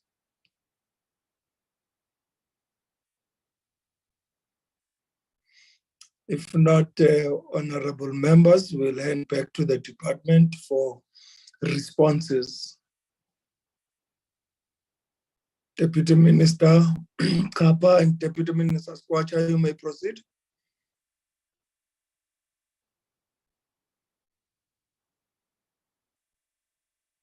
Thank you, Chair. On issues that I would try to respond, I would wish that the department goes first, because there's a lot of information that is really administrative and actually statistical that they need to respond to the department now. If therefore the portfolio committee allows, if we can allow acting DG Mama Rendani to appoint those who must respond according to the questions and the portfolios in the department or branches under which these fall. Thank you very much, if I may, Chair. Rendani. Thank you very much. Thank you very much, Chair, and thank you for all these questions that have been posed for us to respond. I'm going to ask the DDGs that are accompanying me to respond to these questions, starting with DDG Corporate Support Services, who will talk to the issues of LARRA and the structure. We've got Program 2. I saw acting Mr. Jafta is here. He will take issues that relates to Program 2. There were quite a number of those that were raised, including issues of biosecurity. Program 3, I will start with food security. I saw Steve is here. There was a lot of questions that were raised, including the blended funding model, the PACE, the support for smallholder farmers. Quite a number of questions were raised in that field. Then restitution, I have seen a Chief Land Claims Commissioner memo, Mhloko Gobodo is here. She will respond to the questions that relate to restitution. Land redistribution, Mr. Ndove, you will follow in that order to respond to all questions, including the moratorium on the redistribution following the visit in Gwachu. We've got a memo who will attempt to respond to issues of rural development, including the rural roads and the state of the rural roads and what the department is doing around there. On the support to small communal land, we've got Dr. Ramashia, including African free trade issues. Mr. Ramashia will respond to that. There were no questions that relate to spatial planning and land use and the Surveyor General. So we will take it like that, starting with DDG, where I would then come in last to field in any question that would have been left unanswered. Otherwise, DDGs, you can take it in that order. Thank you. Sorry, Chair, sorry for not lifting my hand. I wanted to add to the CFO that what the members are looking for is actually portfolio evidence, where we are able to say what happened in which province, which district, as well as where the location of the project that we say we did. I'm not actually saying do that, but I'm saying this is the nature of the question, that most questions are talking to portfolio evidence. That may those who are going to present be able to exactly go into that. Thank you very much. Thank you, DM. I thought I was going to respond to that when we conclude, because most of those, like the details on the blended funding model, were requested last week.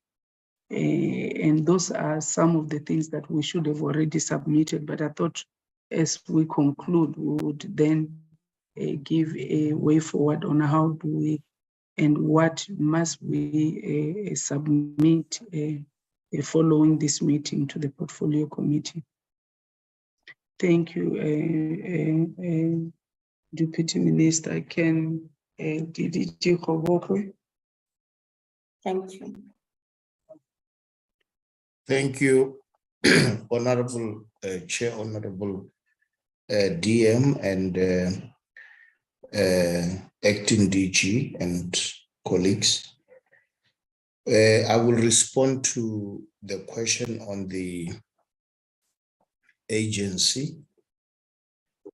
There was a question from Honorable Mbabama relating to the agency structure.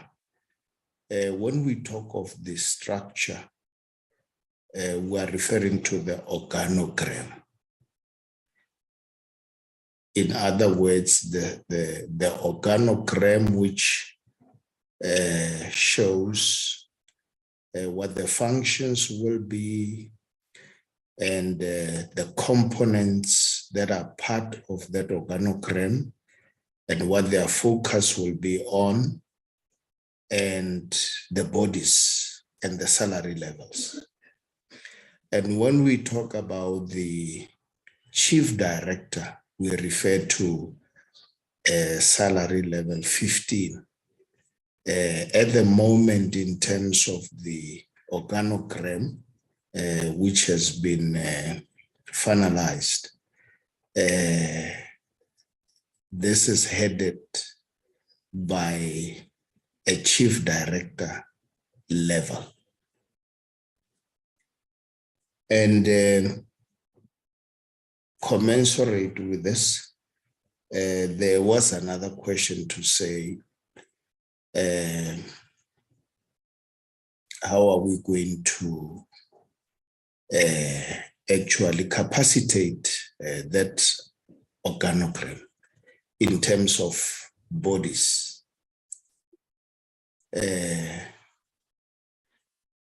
We are going to,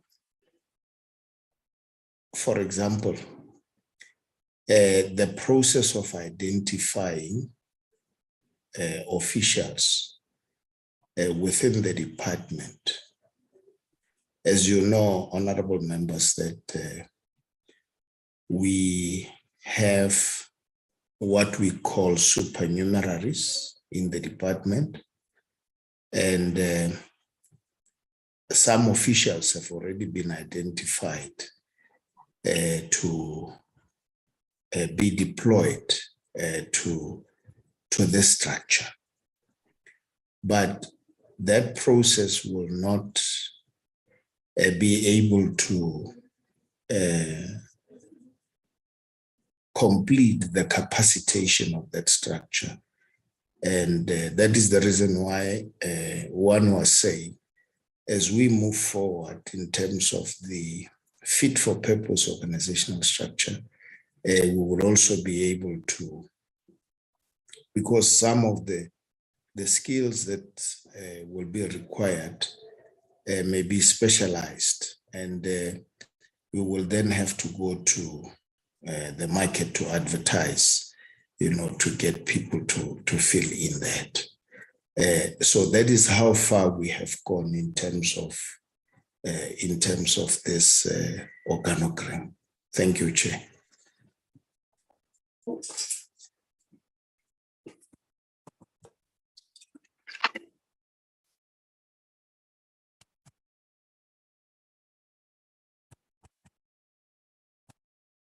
Dr. Yafka. Thank you, Chair, and good morning to all the honourable members and the deputy ministers on the platform. Chair, I'll respond to those matters relevant to agricultural production, biosecurity, and natural resource management. I think there were questions regarding our capacity and capabilities around vaccine production. It came from two of the members. And I can again confirm that as far as the FMD vaccine is concerned, that indeed OBP is still not able to produce the vaccine. They still have production challenges, but for the FMD vaccine, an amount of 87 million was made available for to procure FMD vaccine outside of the country. Currently, they are in a position to do African horse sickness vaccine. So I'm just not in a position to present to this committee what OBP's progress is in terms of upping their capacity or addressing the lack of capacity to do the FMD vaccine production, but I think it's something that the department should come back to in terms of a very detailed presentation.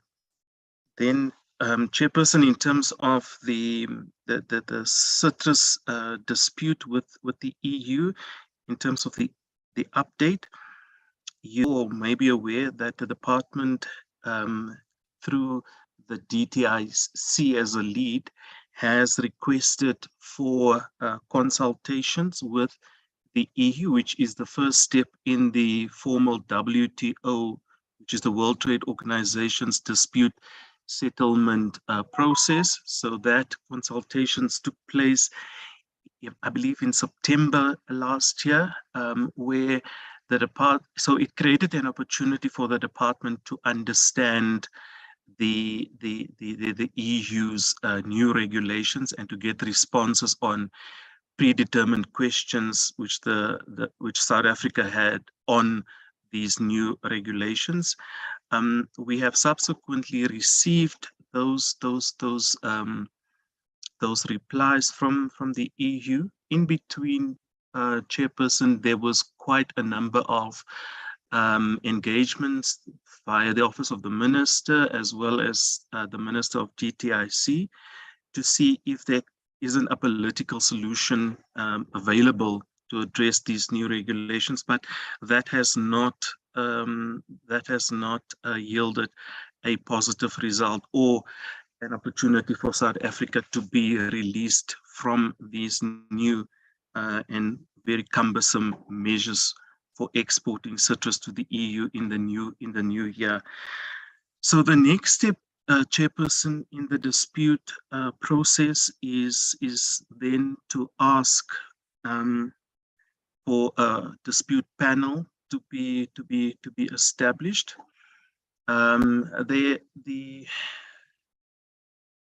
Although this is part of the process, the concerns that South Africa already has is that in terms of establishing the panel, that there might be, it might be a long protracted process.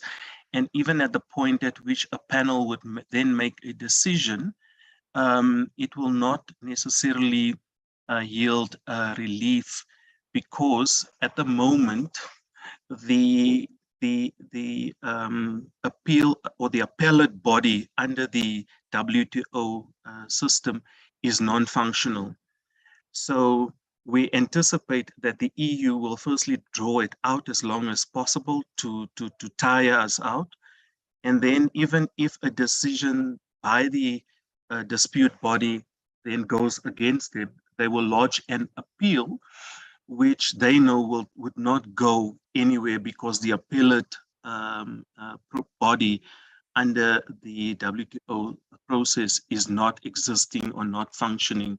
So if one then considers where we are with our opportunities available under the WTO dispute mechanism, it is then very, very limited given the state of those bodies in the organization. Then, yes, the EU is an important market for South Africa, but we continue work, Chairperson, with the industry to look at opening other markets and where we have existing markets to make those market access conditions more favorable. So there's negotiations to see where, as an example, if a particular market such as Japan has a specific export temperature regime that we then engage that country to see how can we have more favorable export conditions. So there is ongoing work with the USA, with Japan, Thailand, as well as India. Chairperson, in terms of the master plans,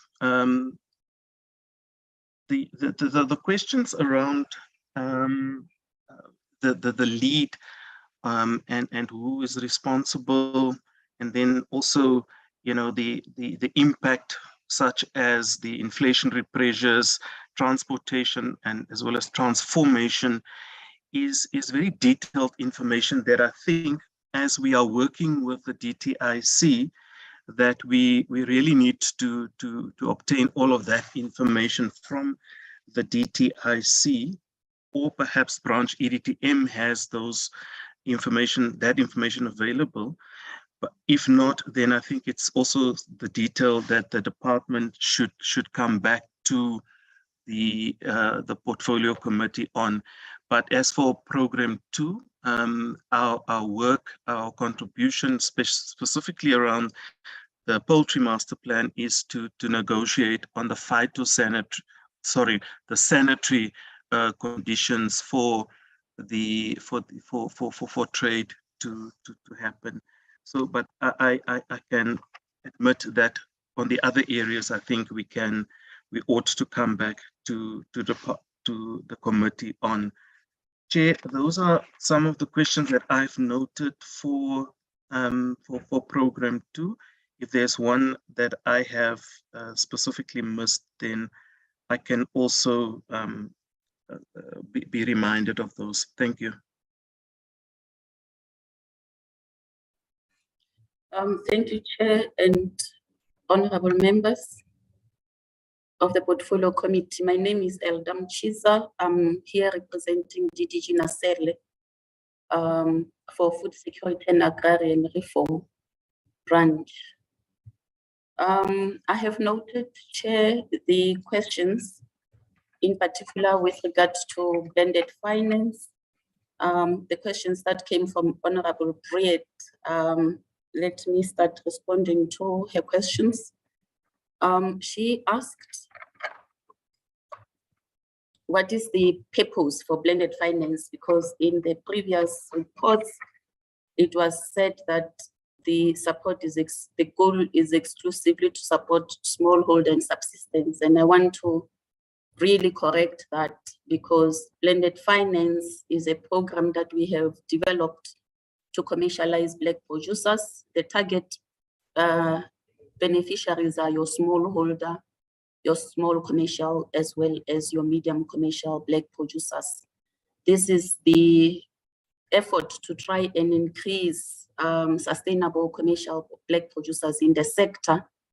And if you then have achieved that goal with the numbers that we suggest or we look at, we may actually have managed to transform the sector, because when we speak commercial, we will finally get to a point where commercial is not necessarily seen as white, but commercial is really a business that is profitable and sustainable. So that is the target. We are not excluding subsistence and smallholder producers whose businesses are not yet viable to access blended finance. And the reason why your subsistence and smallholder producers whose businesses are not yet sustainable to access blended finance are not receiving support from blended finance is that with blended finance, we are blending a loan and a grant. So there's a portion of the money that is expected to be paid back. So businesses that are producing for household consumption, their intention is not necessarily to return the money, or they don't necessarily have the ability to afford a loan. Those we support through our 100% grant programs, which is your Ilima Letsima, your land care, your land development support, as well as CASP. So we do have instruments in the department to attend to that. In terms of how many producers have been supported through blended finance, we started blended finance scheme in 2018. It was the proof of concept phase. because this was the new instrument that we were introducing into the sector, and we tested it, or we piloted it, which is the usual terminology that is known through the Land Bank in 2018. When we put the program on hold through Landed Bank, we had supported 7 producers. The model was improved, and in 2021, Minister Didiza relaunched the blended finance scheme through the IDC. And why IDC and not other banks is really that we spoke, the new model was really consulted extensively through the business sectors, AGBIS, NEDLEC, and the bank that was ready or that completed the agreement before all others was the IDC, which was then relaunched, which was launched in March 2021. IDC has supported to date 21 producers.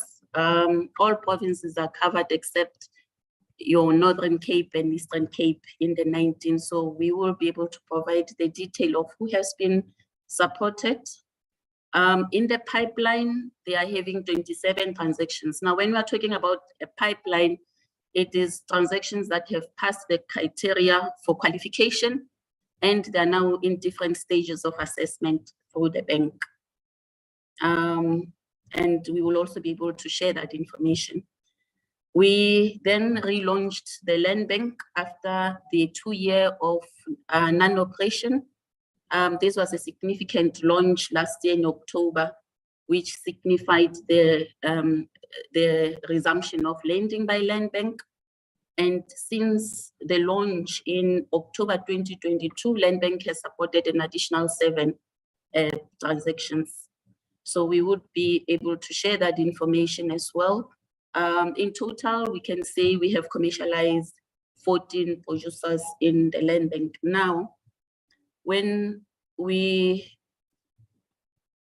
conceptualized blended finance, we realized that you need to broaden access to blended finance for agricultural production along the value chain. So we need to prioritize primary production, but we must also not exclude secondary production. And I think it is unfortunate that, or it is really what it was, that secondary production, which is driven through the IDC, came first in the program, whilst we're still sorting other issues. We have a partnership currently that is existing. We are targeting citrus producers. In this partnership, we joined with Jobs Fund. We joined with CGA and the department. We have Agri-CITA there. The goal with citrus producers is really to commercialize citrus producers. They are already on farms. Ours is to increase the production volume so that we can at least have 5 million cartons of citrus coming from citrus producers who are Black. So there's a clear goal set in that. We will be able also to give a report on the partnership we're having with CGA. Now, regarding the expression of interest that the commercial sector has provided, that was a significant milestone, but it meant that we now needed to solidify the expression of interest into an agreement. So we have a team of legal that is working with us in concluding the agreements with the banks. We had to source experienced financing legal team to work with us in this regard. So at this point, I can confirm that all the banks have received the agreement. We have had first engagements with them, and we have received their final inputs. We now need to finalize the concluding of those agreements. Many of them are really very eager to start producing, providing blended finance. With these banks, we have all the big 4. We have AGBIS that has already called on us to focus on agribusinesses that are commodity specific in terms of supporting their primary agriculture, and we are interested in doing that. We have already made an analysis of how much money we would need to meet those obligations as a department, and we are continuing to pursue National Treasury to make money available in this space so that we can then pull all and broaden access to blended finance beyond just your land bank and your normal commercial banks, but that we are able to also expand it to agribusiness. So we had asked through the DDG that it is really very important, because we realize of all stakeholders that we have consulted, we really have not sat down with the portfolio committee and took them through the program as has been improved. And we would really request that we humbly be allowed time with the portfolio committee so that we take you through some workshop around this. This becomes important because not only would you be advocacies or advocates for the program, but you can also be able to identify blind spots and guide us accordingly as we scale up this program. With regard to the last questions, Honorable Brett asked, they have to deal with PESI. And with PESI, you wanted to know how are we going to ensure the findings will not be repeated that AXA had already given to the department with regard to their inability to confirm the numbers we claim to have supported. May I please request that we provide this response in writing? I tried to touch base with the manager of the program, and I think she's in another meeting. She could not come back to me on time, but we are noting this question to respond to it. One of the questions was how many farmers have access to markets because of SHEP. I would also request that we bring the actual response in writing to the Honorable Member. And then we have questions from Honorable Chwete.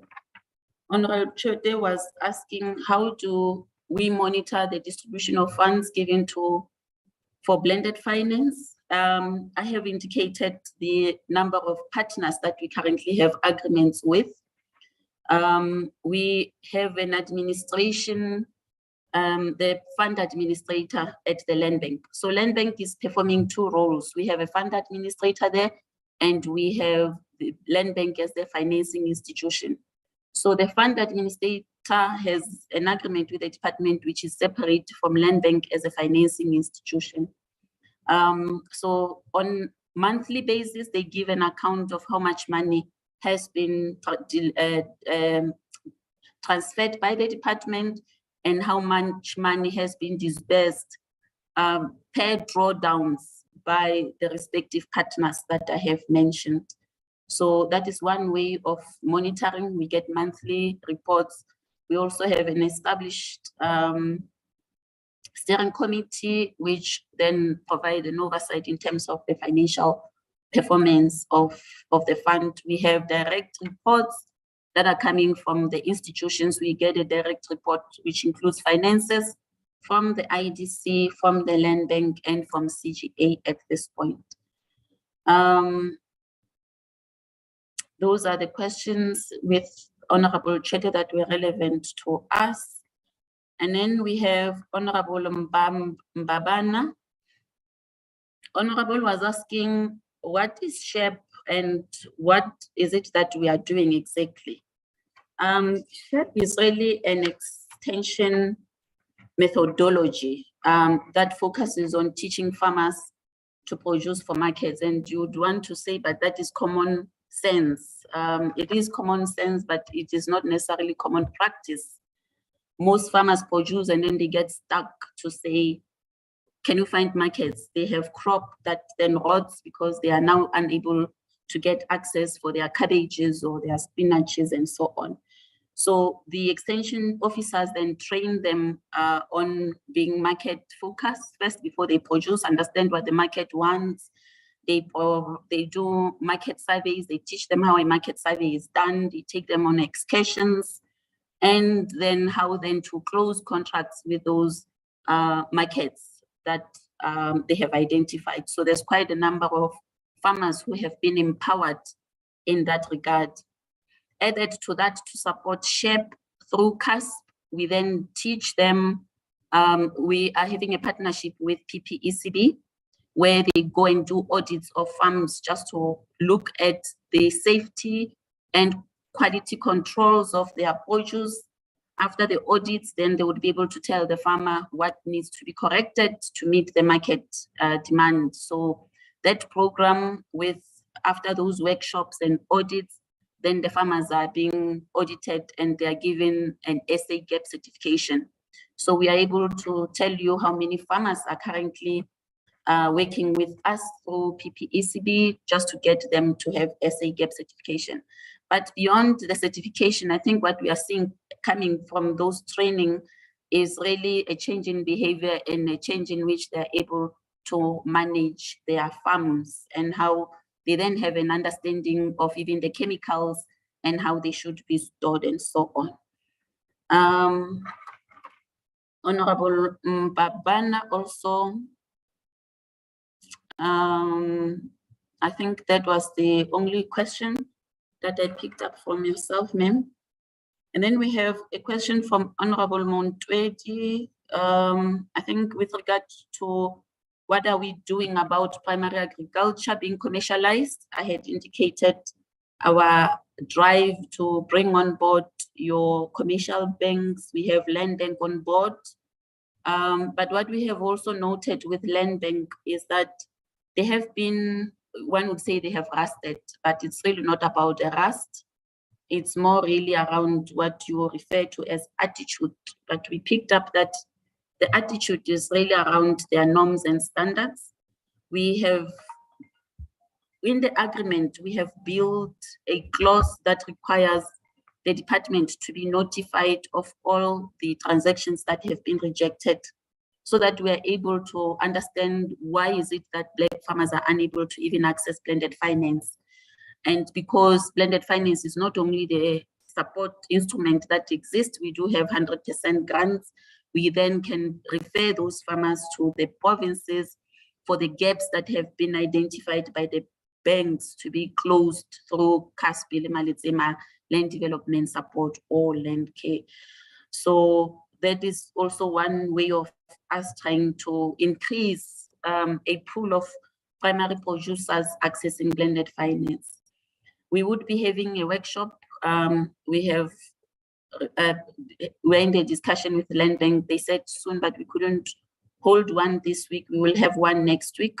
In that workshop, we are having case studies of the transactions they have rejected. We are already studying their norms and standards so that we are able to agree on what needs to change. And if their standards are really outdated, they need to correct them for them to help us get increased access to blended finance. I think in this way, we will also be looking at empowering them in terms of having the right capacity, professionalism, and also the right approach. There's a continuous meetings between DG and CEO of the Land Bank, because we are really sensitive where Land Bank is concerned. We cannot just leave them without keeping track of their progress and addressing challenges as they arise.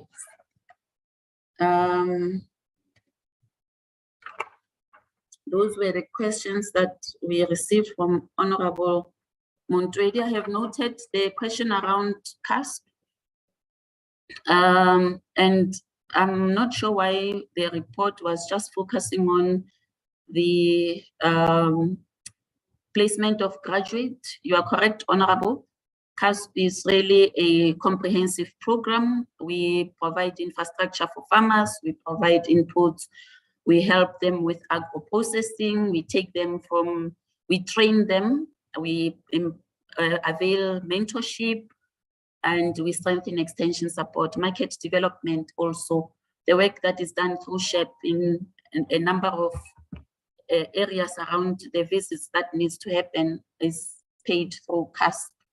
So there's a lot of reports that we can provide around what CASP does. And I have noted that Honorable Krier has asked what happens to the youth who are part of the development programs. I will talk to the youth that we are dealing with in our programs through CASP. We are placing 1,000 young people in commercial farms. The intention there really is to address the issue of the aging farmers, but also to have a cohort of ready-made farmers in future, because we focus them on enterprise development, venture creation, but also have extensive practical experience on successful commercial farms. So there we partner with commercial farmers, white and black, and we have 1,000 young people that are placed. The program runs for 2 years. After that, those who have land, we are already beginning to see them coming through the conditional grants. Some, they choose not to farm and they then get work in commodity organizations or employment elsewhere.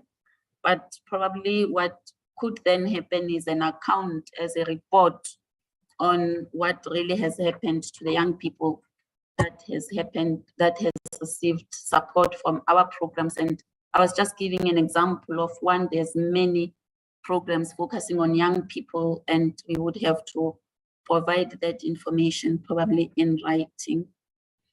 I hope I have covered all questions, Honorable. Oh, Honorable Mbabana was asking also around the poultry master plan, which is relevant to us. Does the department keep track of farmers supported? Yes.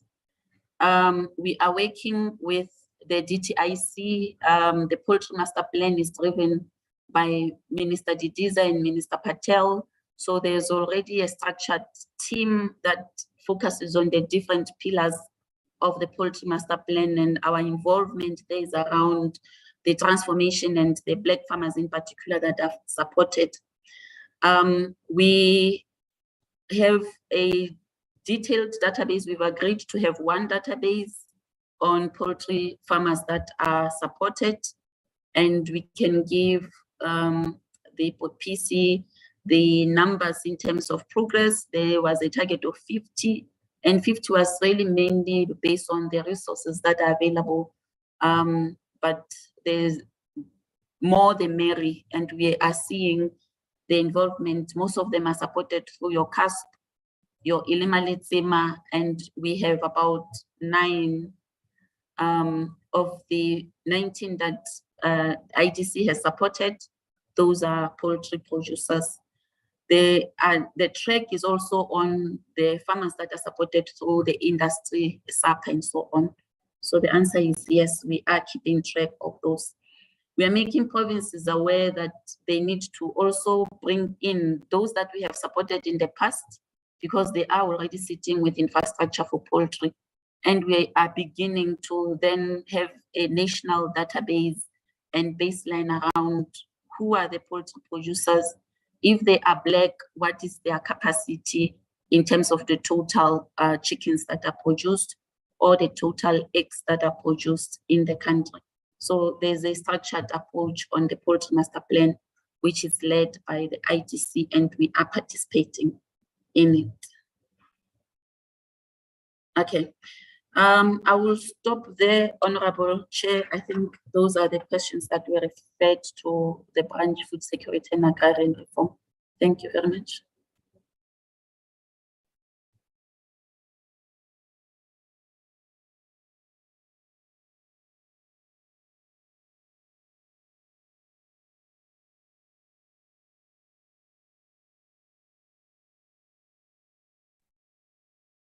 Through you, Chair Didi Jindove.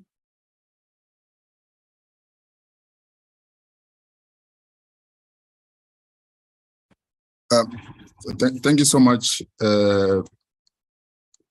Acting Gigi.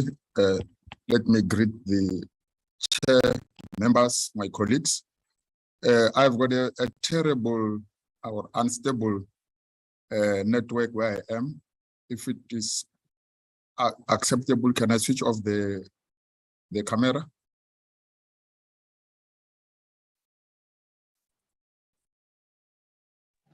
You Chair? may.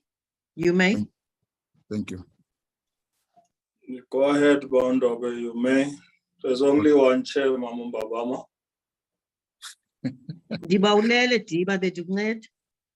Hayi, noko mfondomse bathemba balala emsebenzini. Thank you so much, co-chairs.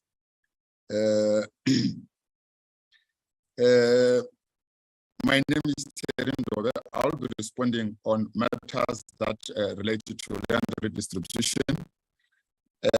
But I thought it is important before I get into the details that I just add a bit of a flash to what DDG Hoboko has alluded to regarding DALRRD, just a bit of some information for the benefit of the members.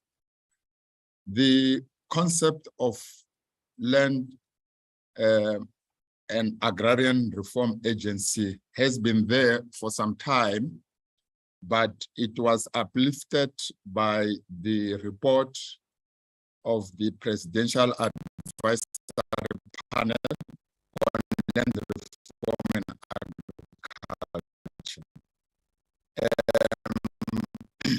And the department actually accepted the recommendation for the formation of the agency. I'll just use the word agency, but stand for Land and Land Agrarian Reform Agency. But on top of that, it was further amplified by SONA 2021 by the president, who said in the next financial year, we will establish this agency. Taking both inputs, the concept is around trying to fast track land reform as well as agriculture. In such a way that, as we know, that in the department we have been struggling in terms of having sustainable land reform as well as implementation of our agricultural programs. So the agency is aiming at trying to consolidate and see what are the things that the agency can actually assist the department, because the agency has to be very agile compared to the current processes that are, we all know how departments can have a very long bureaucratic red tape processes that sometimes are not in line with the industry. And something like an agency can actually assist on selected areas where department is struggling. Department will continue to do its measure work, such as in the field of biosecurity, issues of veterinary services, training, international trade, just to mention but few. But the agency will focus only on key areas where department is struggling, mainly around land reform as well as on agricultural project. In this case, the envisaged plan is to ensure that when this agency is established fully and fully functional, it could be able to house in all the post-settlement support programs, which is a very big struggle as we speak now. We've got a lot of land that has been delivered in various programs that are underutilized, as we all know. And this agency will be able to do this work on behalf of the department, where possible, even partner with other developmental agencies, including banks and other agencies in the country. And also on the side of the land reform, what is very critical is the actually management of the portfolio of land that is held by the state, to look at how best this land can be managed, properly managed, keeping proper records in terms of the acceptable standards of managing a state land or properties, as well as also partnering with other agencies in the utilization of such land. So on a high level, that is the purpose of the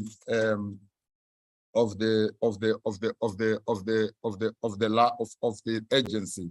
It will be involved on issues of investment, acquisition of land, including financing, and also there was a mood of a land reform fund, and we thought the agency could also be in a better position to can manage what we call the land reform fund, obviously augmenting on the current practices around, across the departmental programs, but leaving the department to deal with major issues, policy development, and things that I've already indicated that may not be run through LARRRD. In terms of the process, yes, Mr. Koboko has already indicated that to establish an agency is a process because it involves various stakeholders. Firstly, you need an enabling legislation to do that. Secondly, you need an approval from Treasury to establish an agency. And these processes take a little bit of time, but we have learned from other departments who started an agency through establishing a chief directorate within the department, which work on a full-time basis on working around how the establishment of an agency. And once all other factors have put together, then that chief directorate then transform into an agency.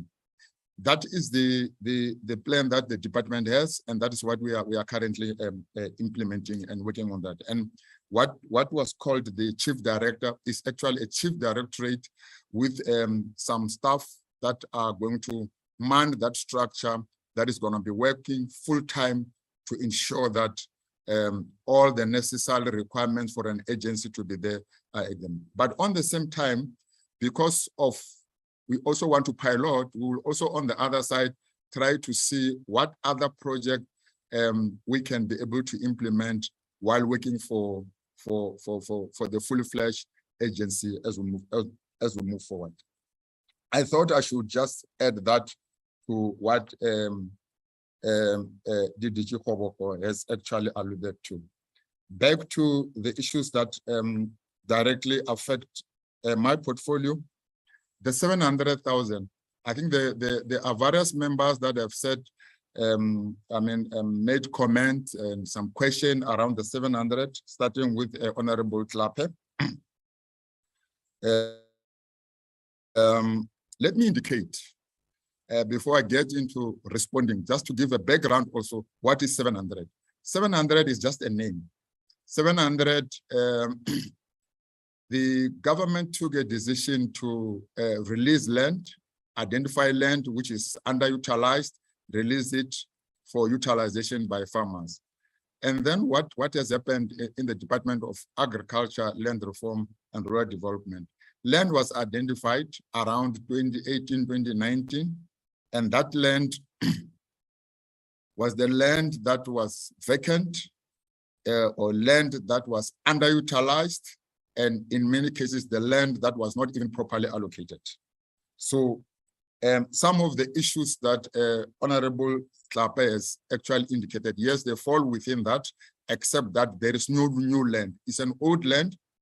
For those who know the history of this country, we have got what we call South African Development Trust land. That is the land that was bought during that time of apartheid, actually to, in many cases, it was acting as a buffer between what we can call the Black communities as well as the white communities. So in between, they'll buy a land. In many cases, they actually even expropriated a lot of land from the white commercials to create that buffer in between. So the land is scattered all over the country. Of course, you'll have very little in the province of Western Cape and Gauteng, but in the main, the provinces that has got much land in that regard is actually your Northwest. In terms of the 700,000 project that I'm talking about, Northwest has got just over 353,000 hectares that were part of the same. So it's almost half of the hectares that were identified were actually coming from the Northern Cape, followed by Limpopo with 119,000, followed by Eastern Cape with 75,000 and 67 in Northern Cape, and the rest are very small figures of less than 10,000 in the main, except Mpumalanga, which has got 49. So in terms of the spread of where they are, that is the provinces. We have got details of even the municipalities where they are, and that can be provided if the committee deems so. Then the main objective when this project was initiated, and let me just also indicate, this was also a pronouncement by the president in 2020. And the minister took it further for the implementation later, and hence we're talking about these farms being advertised. And I will also talk about the issues of advertisement, because I also heard there was a concern that there was land that was advertised, and there were people in those land, and obviously it means they were to be displaced. Let me indicate that immediately when the land was advertised, because the department thought that is the only way we can be able to identify who are the people who are in the land, whether the land is utilized or not, after when we have done some other work to identify this land. When advert went out, of course, and I agree, there have been some challenges where people who were in the land thought they're going to be removed. But I can assure this committee that nobody has been removed from that land. In the main, as Honorable Klape has indicated, in many cases, it was the regularization of the people that were there so that they can get a tenure of security by getting lease agreement. And I need to indicate that the land was not aimed at being sold or transferred to the beneficiaries, but it was to give them a 30-year lease. That was the purpose. So it's not a new land, it's an old land. Yes, there has been regularization. Yes, there's land that has been, people have been issued with leases, and we can be able to provide such information. But let me also indicate that in the process of doing so, we also discovered that there were also challenges, that there was land that communities that were closer, like I indicated, that is a buffer. Communities that were closer to this land actually started to utilize this land, some moved into this land. I'm talking about communities.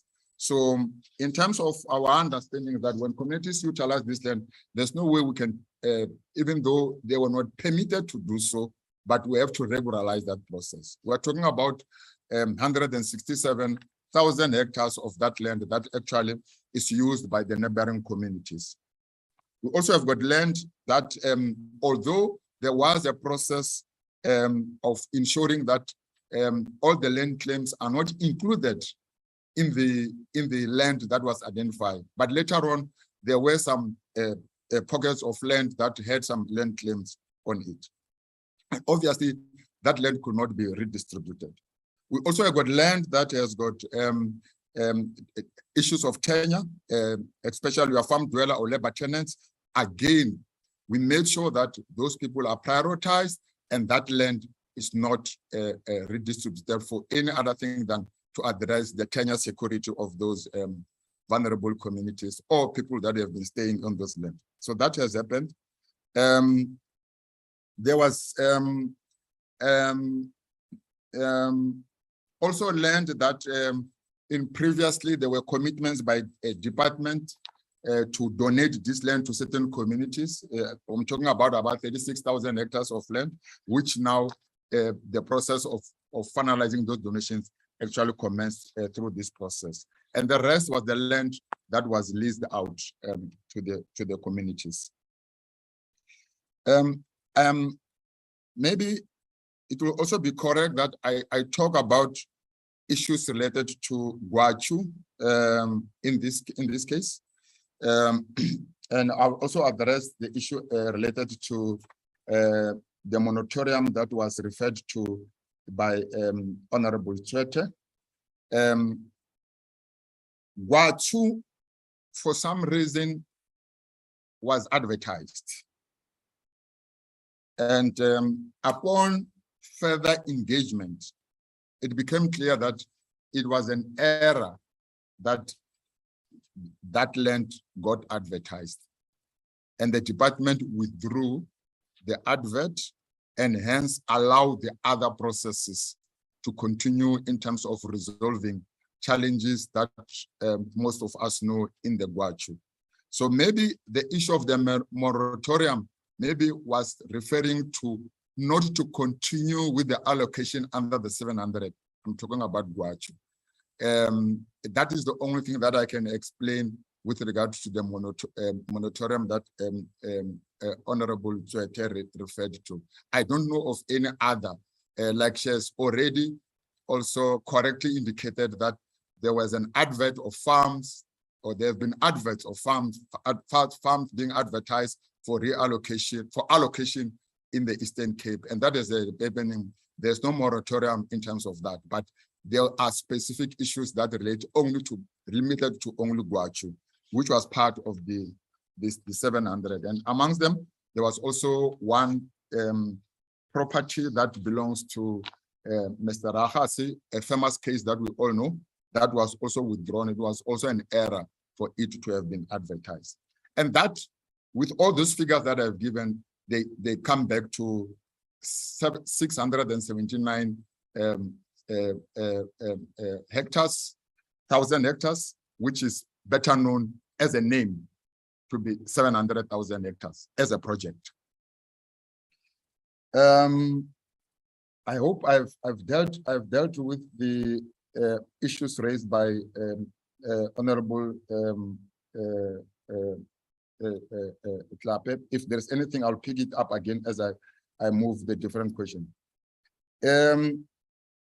Issues around title deeds. Let me confirm that on the 700, the issue of title deed was not part of the project. The leasehold is.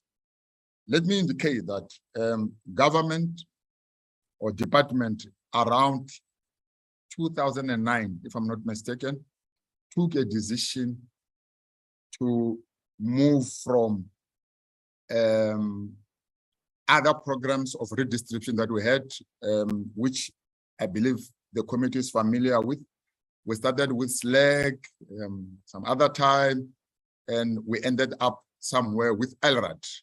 DALRRD is almost like the same as blended funding, although at that time we're not using the word blended funding, but it is equally to blended funding, where there was a pushing that government will contribute towards the purchase of a farm, and the rest must be raised by the beneficiary, including what we call sweat equity.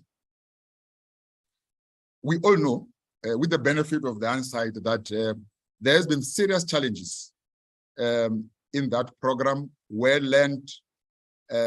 banks went out to repossess the land once the beneficiaries defaulted. And there was a huge outcry throughout the country, where beneficiaries have used bank to raise the portion of their own contribution, just like the blended funding. And they could not be able to honor the payment and defaulted, and the bank took over the money. And it was almost like reversing the land reform program. Department has to intervene, raise money to rescue most of this project, to ensure that they are not lost, refinanced those that we can, and also put money aside for protecting that land, especially through land bank. So the leasehold was born out of that challenge. But let me indicate that in the leasehold, there are 3 elements in it. 1 is to acquire land. 2 is to hold the land and allow and allocate it to beneficiaries to utilize the land, with the intention that when they become comfortable in the proper utilization of the land can be transferred to them, but it is not free. There has to be, they have to buy that land from government. So obviously, once they buy the land, then it becomes their land and they will have title deed. That is one element. The other element that talks to the groups that are lower, who cannot even be able to buy land, including your vulnerable groups, particularly labor tenants and related vulnerable groups. In terms of categorization, we say those are category 1 and category 2, which include your subsistence farmers.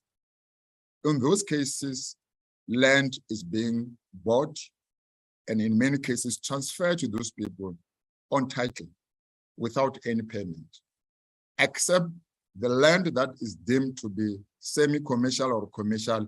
That is where there has to be a contribution for in that regard, because the belief is that the land is commercial viable and it can actually generate money and it can contribute towards ensuring that the reform money for land reform is actually circulated. I'm saying this, that from a policy point of view, I'm not trying to justify whether that is the best approach or not, but that is the reality that we face. I know there has been a lot of discourse around that matter, but up to so far, that is where we are. And I believe if things change, if there are changes in future, and that can be communicated. So there is an element of title in the what we call proactive land acquisition strategy, but as I indicated, depending on at what level you enter into that space. I'll move again to Honorable Tsuete about the 50 households that are staying in a farm.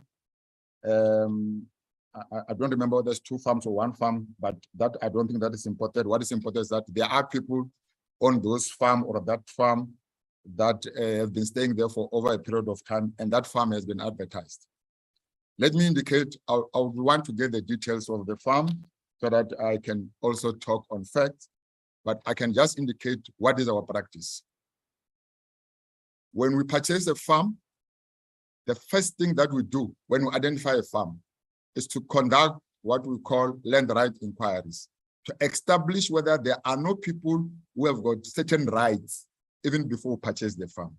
And indeed, if we find that there are people that have got rights, whether it's labor tenants, whether they are forming under ESTA or any other vulnerable groups, we make sure that their rights are protected in the transaction. I'm talking around the proactive land acquisition strategy. So that is how we do it.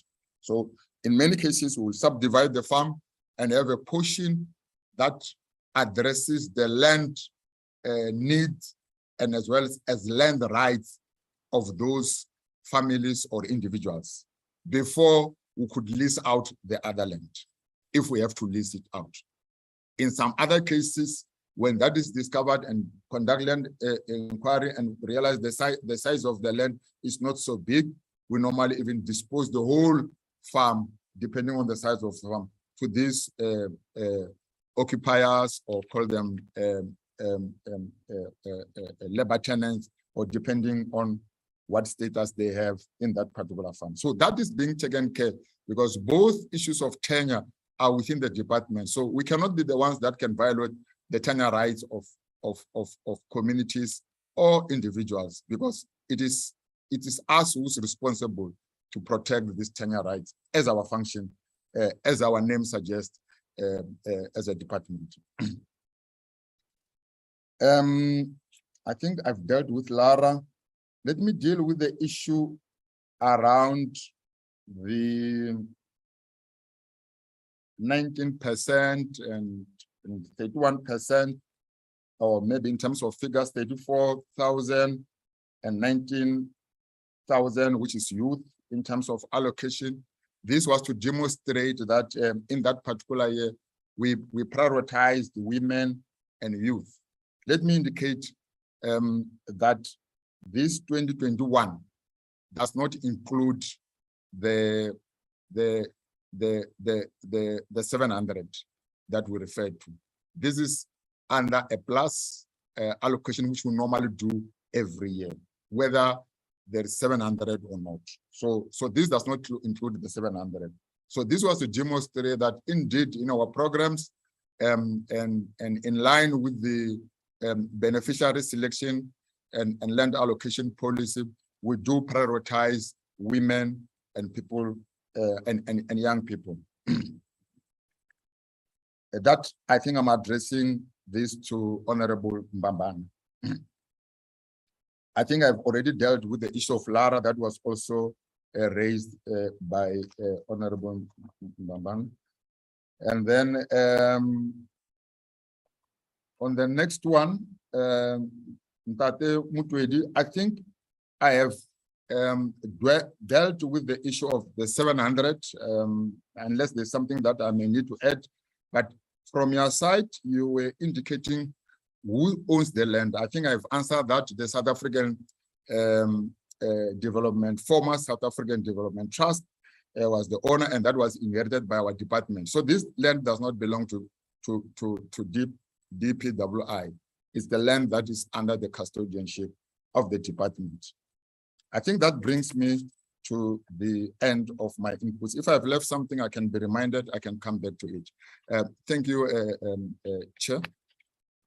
Through you, Chair, Mr. Ndove, you were to also address the issue of who donates land to who on issues of land donation policy. Okay, thank you so much.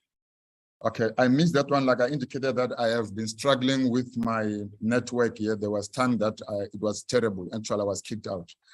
Okay, in terms of the land donation, again, let me just refer to where the land donation comes from.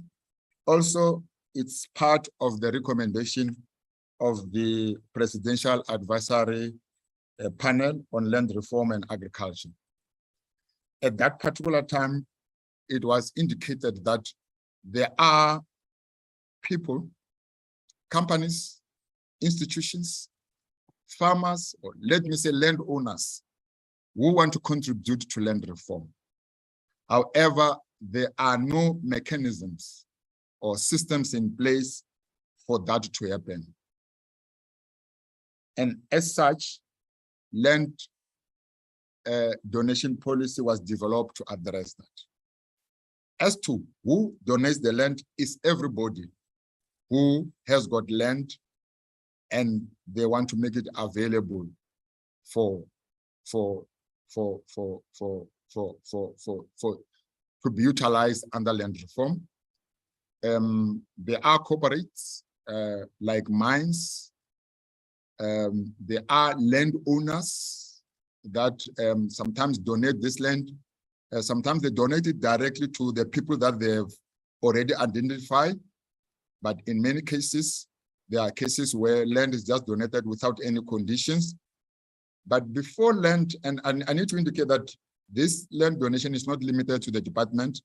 It's cut across various departments, although it is being coordinated through the IMC to make sure that we take stock of what is happening.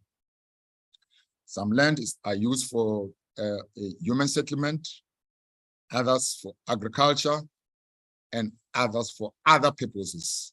Of course, there are some bit of incentive included in the process for landowners, because the most difficult one was the issue of tax breaks or tax whether they will get some tax relief once they donate land, because it becomes a tax burden for them to again pay tax once they've donated land, and that was clarified. And there are still engagement on with Treasury, but that matter was clarified before the policy was. So, as to who donates the land, is whoever has got land and is prepared to contribute to land reform, and for various purposes, not only for agricultural development. But what government does is that once the land is made available, there has to be assessment of that land to make sure that is the land that can be used, because others can actually dump land to government because that land, let me call it, is useless. So there's been assessment, and to the extent that government will have to accept that donation, and everything rolls out from that. I hope I've responded to that, acting DG.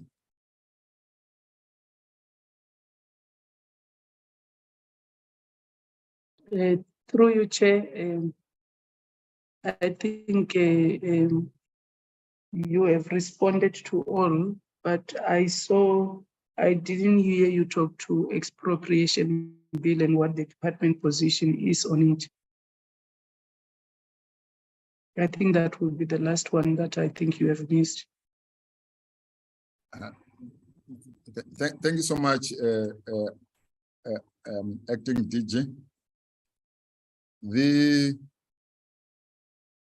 process of the expropriation bill, I think it is a process that is on the public domain, which, as we speak, the bill is out for public comments. I'm not sure when it is closing. Public comments or public consultation, obviously it will still have to go back to Parliament for finalization later on. As far as I'm concerned, that is where we are with regard to the expropriation bill. As a department, we are much interested in the bill because it can assist us to unlock challenges that we have with land. And let me just give an example for the benefit of the members. For those that are familiar with the Western Cape is one part of our country where it's extremely difficult to get land. Extremely. I'll even go to an extent of saying that there are organized forces that ensure that land reform is frustrated. If you have to get land in the Western Cape, if you are fortunate, it's going to be very expensive land.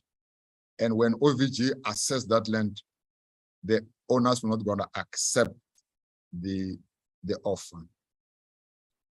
That is one area.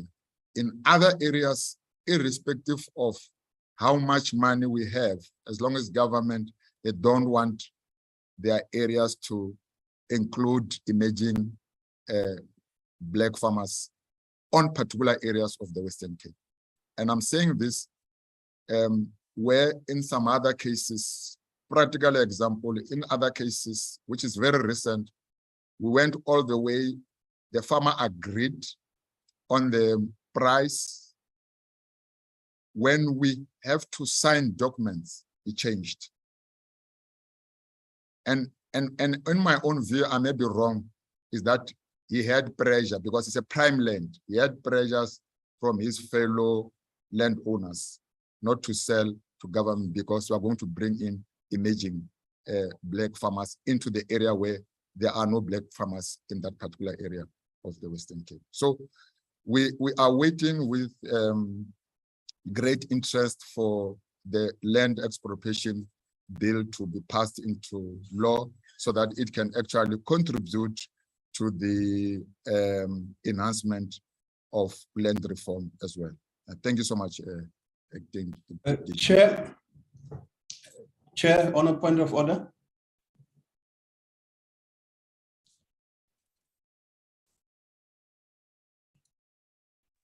Yes, what's the point of order? Chair, can you ask Mr. Ndobe to just repeat what he said about the Western Cape? I couldn't get what he said. I'm sorry, Chair. Ndobe, go ahead. Thank you so much, Chair and Dr. Masip. What I was indicating the impact. Access to land, the difficulties that we have as a department to access land in some parts of the country. And I gave an example of Western Cape. Very, very difficult. The rate of rejection of land offers to Western Cape is actually #1 in the country. I just gave an example of the recent time, I'm talking about some weeks ago, where we thought we have a deal to acquire a very prime land in the Western Cape. The farmer agreed, the landowner agreed. He also put even some other conditions that we agreed to it. But when we're at the point of acquiring that land, he changed his mind. And what I was saying was that my understanding, and I may be wrong, is that in the area where we wanted to buy this land, it's an area that is dominantly owned by a particular group of people, and obviously they don't have interest in contributing to land reform and also allowing emerging farmers or developing farmers to get into that space. That's all that I can say. That is just an example, but that has happened many times, especially in the Western Cape. It's not only limited to the Western Cape. I'm just giving the Western Cape as a practical example. And land is a big problem in the Western Cape. I hope Mr. Masipa has heard me now. Thank you, Ndobe. You may proceed.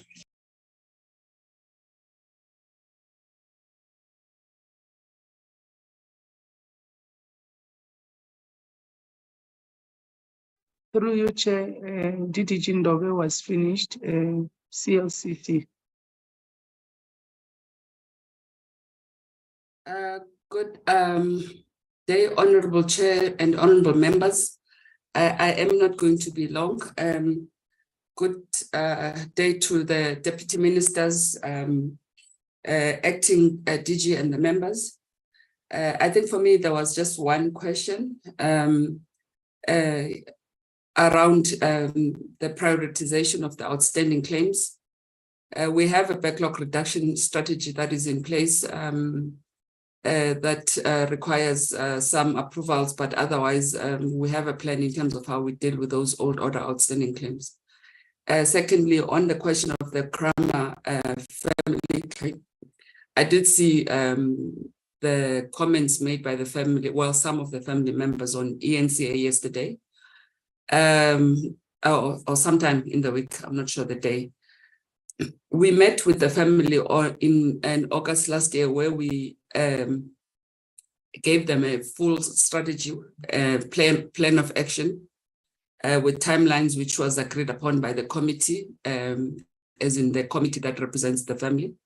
We also indicated that the issue was that there was disagreement on the extent of land that is under claim. There were portions that we had identified in the past and had agreed that is valid, and we're ready to move with those, but there was a question on what they were suggesting was the claim, which was much bigger than what we were alleging to be a valid claim. So we then had to agree that we would have to appoint an expert to conduct further research on the claim, and that was agreed upon with the committee that is representing the family. We have since recently received the report, which now is being looked at by the Regional Land Claims Commissioner in terms of the Restitution Act for approval. And once that has been approved, we intend to hold a meeting with the family before the end of March to present the outcomes of the research, further research. And once that has been done, we'll then start processing settlement of those portions that we have agreed upon. There have been also some challenges with the family. It's quite a big family, and some conflict in terms of representation within the family, but that is a matter that we're working on with the family. We will keep Honorable Mbabama updated on further developments with regards to the claim. Thank you very much, Chairperson.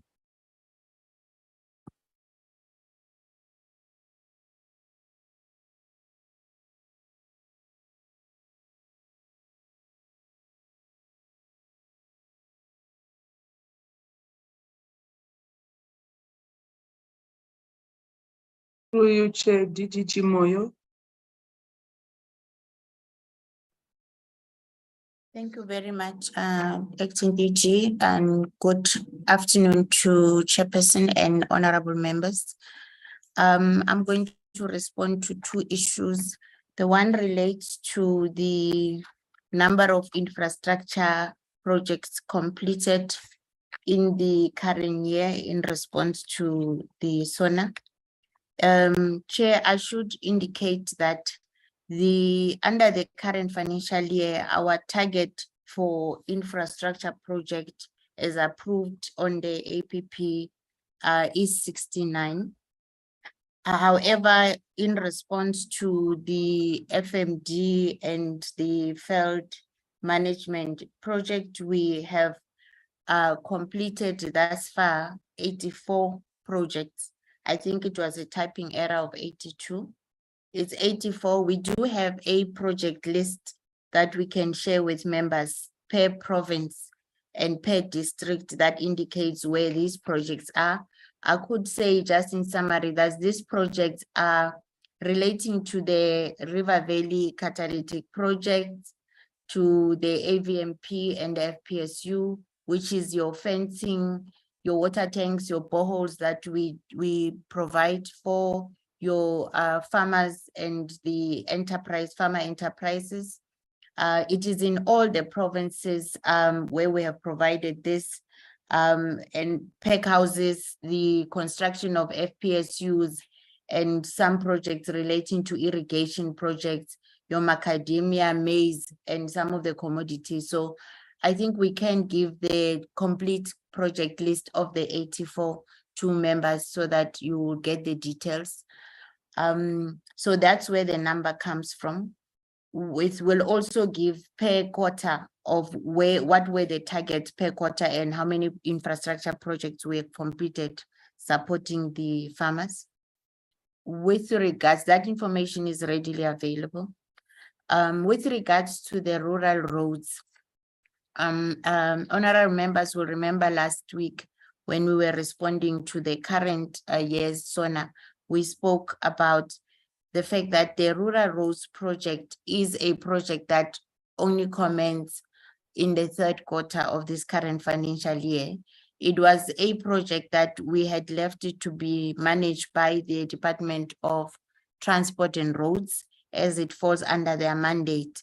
But considering how much the damage of infrastructure has and the impact it has on farmers, we then decided as a department that we should include it in our own project list. So thus far in the current financial year, we've only completed 2 rural roads projects, which will make available where exactly they are. That in the Eastern Cape, Free State, and Mpumalanga. And it's also because construction of roads take a bit of time in terms of procurement, but also in implementation of those. But we will share the 3 roads that we have done in the 3 provinces.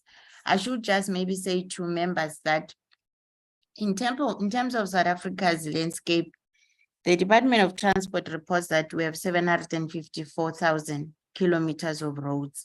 Our focus from rural roads is really to focus on the 222,000, what is called unproclaimed rural roads, and those that are under municipalities, which are your access roads. We are working with COCTA and MISA and Department of Transport because they are the primary mandated. However, we have an interest because it affects both the farming community and rural communities.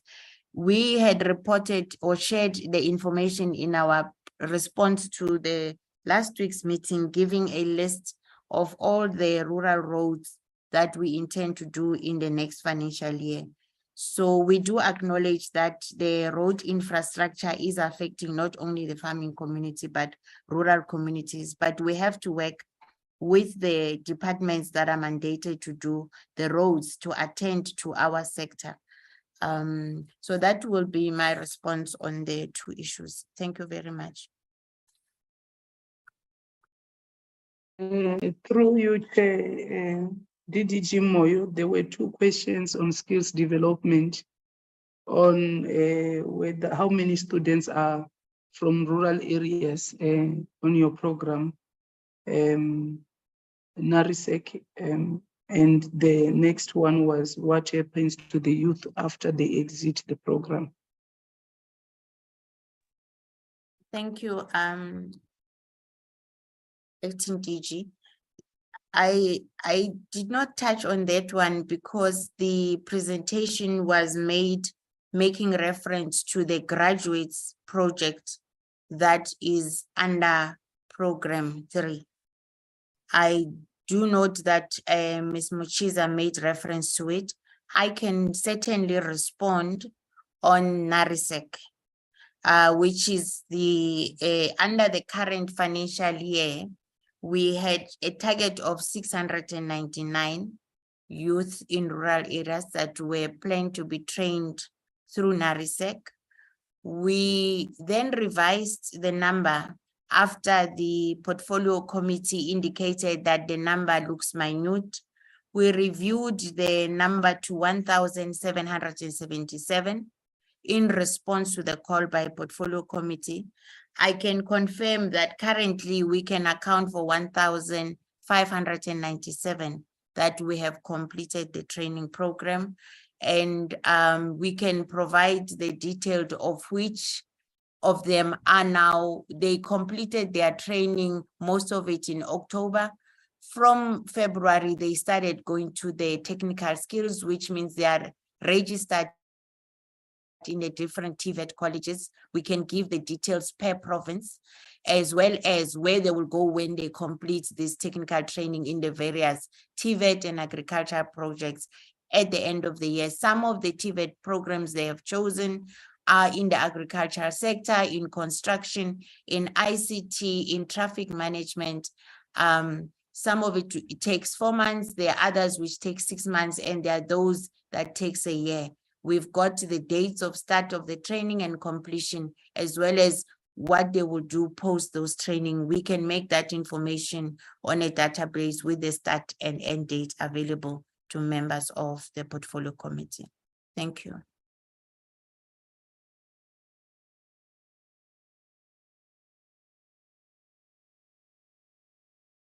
Mr. Ramashia?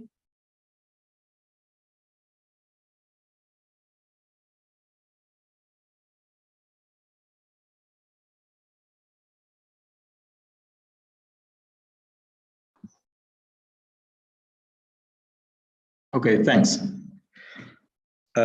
Thanks, Acting DDG, the Chair, the Deputy Minister, honorable members. There were questions here relating firstly to the African Continental Free Trade Area. And then there were also other questions pertaining to the Sugar Master Plan. So on the African Continental Free Trade Area, I think the question was, when will all these processes that are being mentioned, when will they be finalized so that they can be implementation? I think the response there is that this trade area involves all African countries, and South Africa is already signed, but implementation can only happen when all other countries have signed. So I think the information now is that there are other countries that haven't signed yet, but when that is done, then that is when implementation can happen. There was also a question on the Sugar Master Plan that it has not been presented to this department. The response there is that DTIC is the lead department on the Sugar Master Plan, and DALRRD is a support department. But if there is a need for the portfolio committee to get this presentation, then that can be arranged. There was also a question on the damaged infrastructure that was caused by floods that is also affecting the sugarcane farmers in a negative way. The response there is that the department is working together with disaster management, with industry, and also the provincial departments in order to address this problem. However, by the time that the master plan was being finalized, this is something that was not there at the time. But I think post the floods, that is when a working group started to also address this, as these are one of the things that is coming post the signing of the master plan. Then there was also a question there on the impact of the sugar imports on the local sugar industry. And the response there is that the imports do have a negative impact on the local producers. But in order to reduce that negative impact, South Africa the country does provide tariffs in order to discourage these imports. It may just be that the imports may not be enough, but I think there are ongoing discussions which look at the appropriate level at which these tariffs should be pitched. Then there was also a question on whether sugarcane farmers are being supported with input costs. The response there is that from the master plan, what happens is that there are no specific measures to assist with input costs, but black producers are being supported by what we call premium pricing. This means that when they sell their sugarcane to the mills, they get higher prices. And they say in the past 2 years or so, I think an amount of 60 million rand has been used to do this. And I think what this assists with is that because they are getting a premium price, then I think this also assists them in terms of the input costs, because it means that after selling their sugarcane, then they are able to have more money in their pockets, which can also assist them as far as the issue of input costs are concerned. There was also another question on the high tariffs on sugar exports.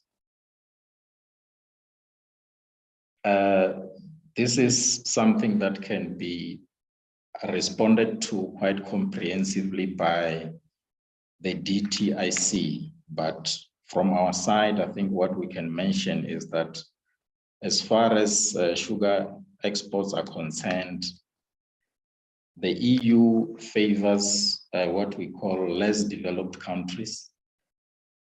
They do not impose tariffs on those, but then on other countries, they impose tariffs. And as a result, this becomes a challenge for countries like South Africa. Like what I'm saying, but you know, the proper department that can really provide a good response will be the DTIC. Thank you. I'm not sure if maybe I left another question unanswered.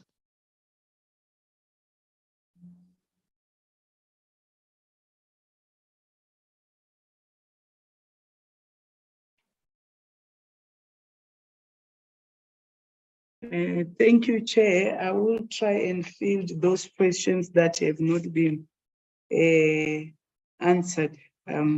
But perhaps before I go there, I need to just indicate there are a few reports that we are committing that we will make them available to the portfolio committee. That is the report on the details of the 700 hectares on land redistribution. We will give you a report that indicates where is this land and to whom has it been allocated to. We will provide a report on the blended funding model regarding the farmers that have been supported for commercialization and the progress to date on that. We will also provide you with the report on the biosecurity issues.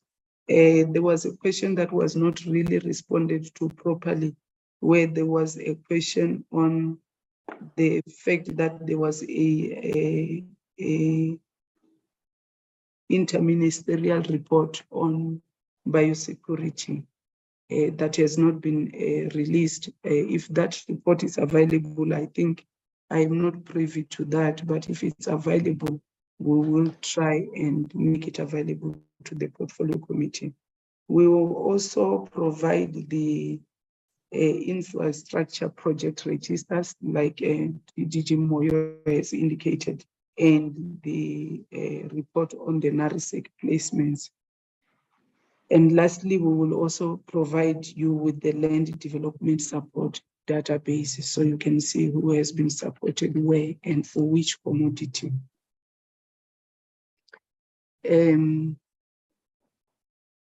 There was a question on the placing of extension officers for 3 months and whether this was not a joke and what can they do in 3 months.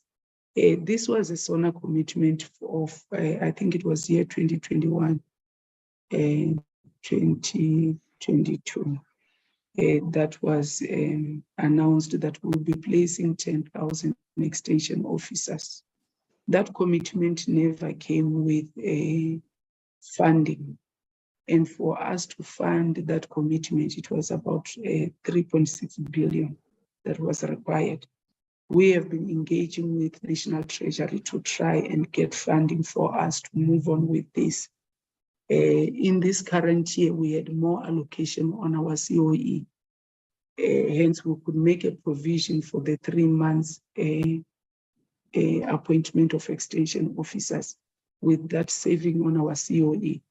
But when we go forward into 2023, 2024, we even have a cut of about 200 million on COE, making it very much impossible to make a commitment for catering of the extension officers to continue beyond the 3 months. What we are doing through the leadership of the accounting officer is engaging with the National Treasury to source this funding, because we agree with the portfolio committee. It is our assertion, as well as the management of the department, that we need to continue with the extension officer program. But we are limited on funding, because you can see 3.6 billion is quite a lot of money. You cannot be able to cut on any program to an extent where you can meet this demand for you to run with the program.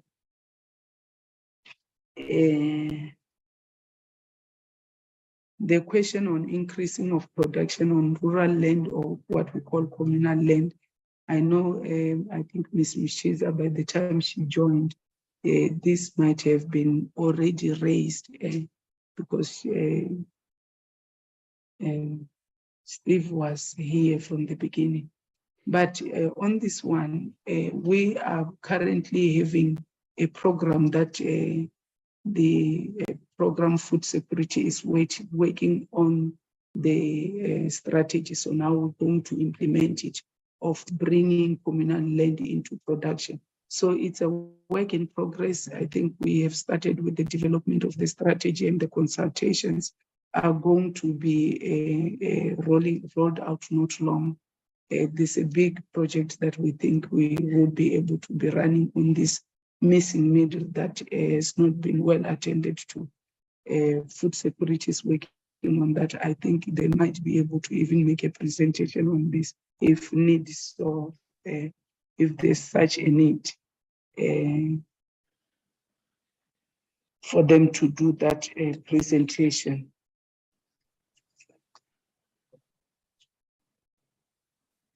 There was a question on the fact that the commercialization of black farmers was a legacy report of 2019, and the question was what has been done in the primary agriculture, not necessarily what has been done through Land Bank and the IDC.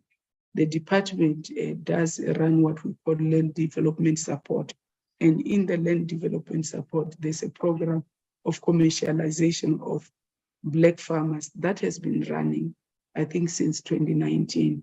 And the department is well able to provide that information. I think it's one of the reports that I said we will provide a land development support register or database to answer to that question.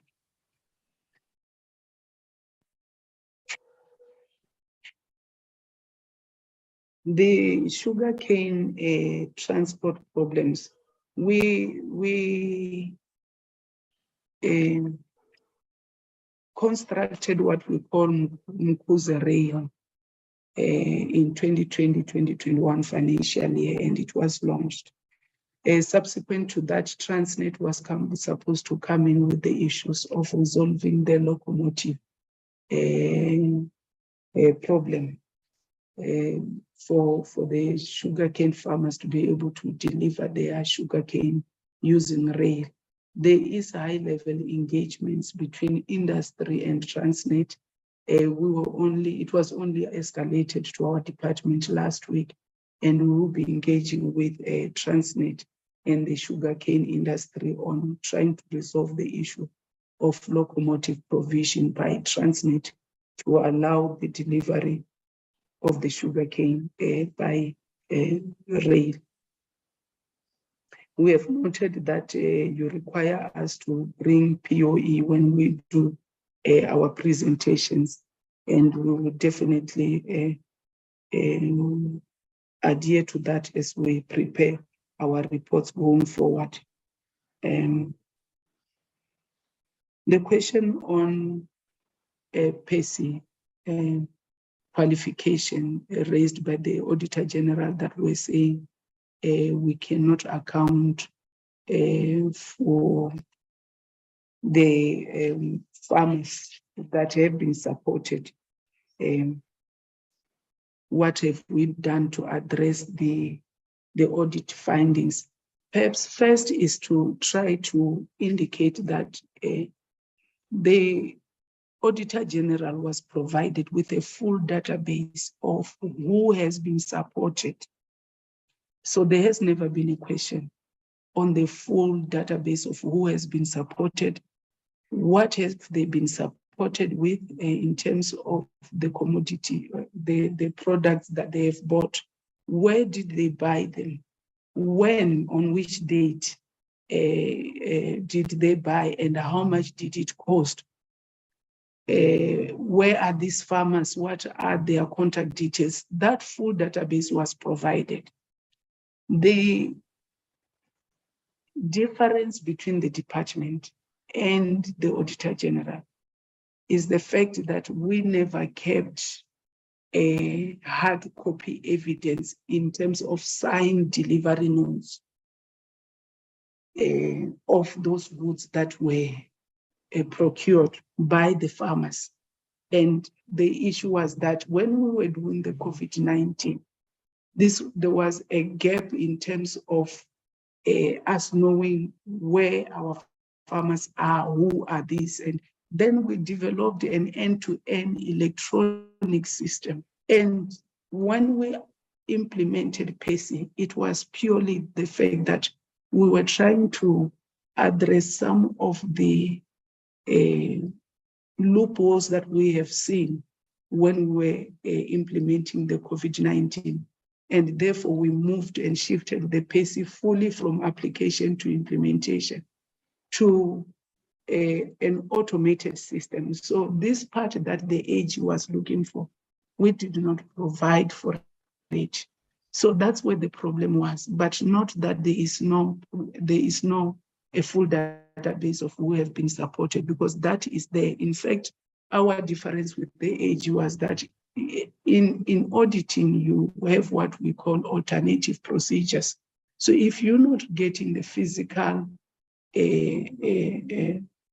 delivery note because it is not there, there were alternative procedures that could have been performed in terms of taking our database and even calling these applicants and doing the verification of whether they really received their goods. But post the qualification, we then implemented the control of then collecting these delivery notes that are signed by the recipients and keeping them for audit purposes. The only disadvantage is you cannot go back to a period prior to the qualification to do the same, because then the applicants have already received their goods and we were using and relying on electronic system. And I think the most important factor to consider is you can never use the voucher for any other thing except agriculture. So whether it was Rendani who eventually redeemed or it was DDG Moya who redeemed, the issue is that the voucher can only be used for agriculture, nothing else. So you cannot go to buy grocery with that voucher. It's only meant for agriculture and it can only be redeemed by agriculture suppliers that were contracted in the department.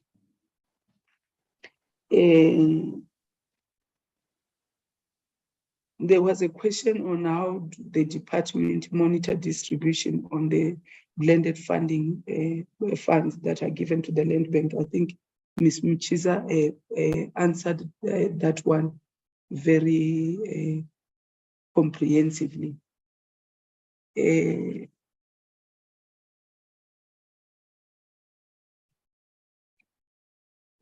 question that was raised by Member Mbabama on what is the impact on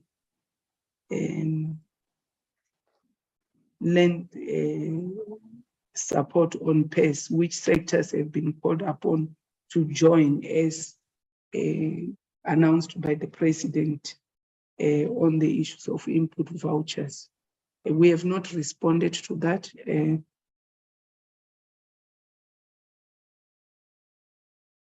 We understand that PES or presidential employment stimulus is not only applicable to our sector.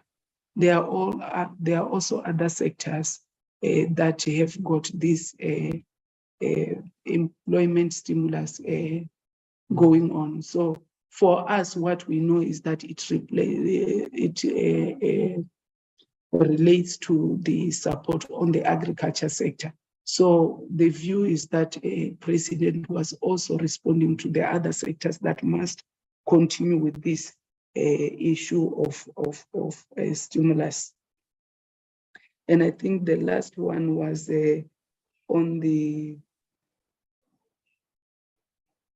question on what the president meant when he spoke to the issues of ownership, management, and control that was raised by Member Mbabama. We would not be able to respond to that one, Member Mbabama. I think the last one was on organic farming initiatives, how many have been supported or are still to be supported. We will respond to that one in writing. I think, Chair, according to the reports, we have responded to all the questions that were raised, and I will hand back to you, Chair.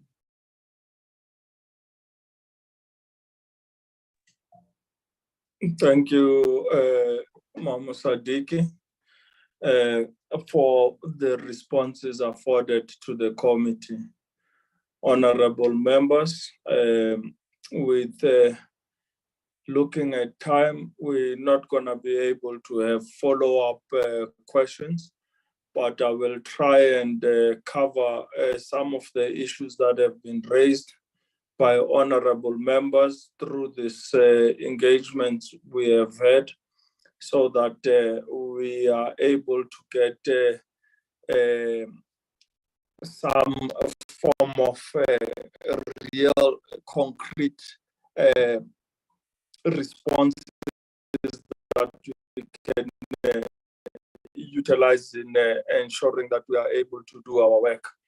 I think, honorable members, it is from the input given, we would need to have a really long workshop about LARRRD and what it is.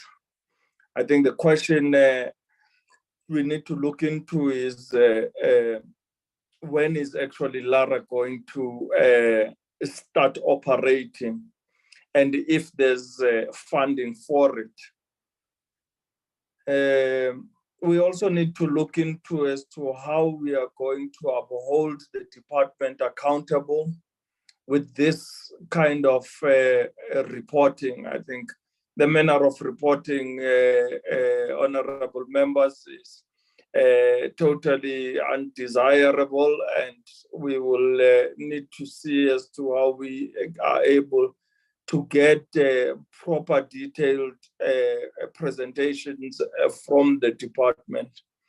And therefore, I would like to request that these issues that have been raised by honorable members are responded to in writing. And I think if I may request to have the department look into the issues that have been raised by members. They clearly indicate that there's a lack of detail in the presentation that was supposed to showcase progress on the implementation of previous SONA pronouncements. In this regard, the department should be able to submit a detailed report, not PowerPoint slides, on all the supporting and training programs that it has reported, which have been achieved in this presentation. These honorable members should include a detailed implementation of all the master plans and blended finance, rural safety strategy, and graduate placements, as having been alluded to by the honorable members. We would like the department to submit a detailed report to the portfolio committee no later than next week, Friday, end of business day, that being the 17th of March 2023. I would also, honorable members, like to tease out some of the questions that I thought I would submit, but due to time, we've not been able to get into that. I'm concerned about the broad statements that have actually been uttered by the department in regards to this presentation. And I think, for example, honorable members have spoken to the issue of poultry and sugar master plans. And therefore, the report before us lacks details about the contribution of this department, except to say phytosanitary interventions, but it does not go further than that. Similar, honorable members, the agency that was promised, but since the pronouncement, it is just a structure, We do not know if that structure is approved. We do not know what its function is. The report is actually limited and therefore unconvincing. There's been a lot spoken of in terms of the 700 hectares of state land that was mentioned earlier. The report does not give feedback upon the terms of what is happening on this land and how many beneficiaries of that program have been identified. As Honorable Kape said, there are new farmers or it is confirmation of existing farmers on the same land. The AMMP is being implemented, but there is no report on the implementation progress. So it is difficult for the committee to believe that it is being implemented without any evidence presented before it.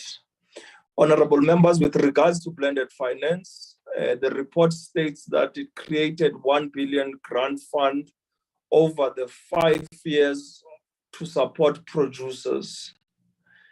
Can the department provide the details of the 91 transactions which cost 1.1 billion? Where are the farmers located in South Africa in this regard? Can we have the details of the 9 transactions related to poultry farms expansion, which is the 9 farmers? Where are they located in the Republic and in what provinces? Please also highlight what women and youth have benefited from this process.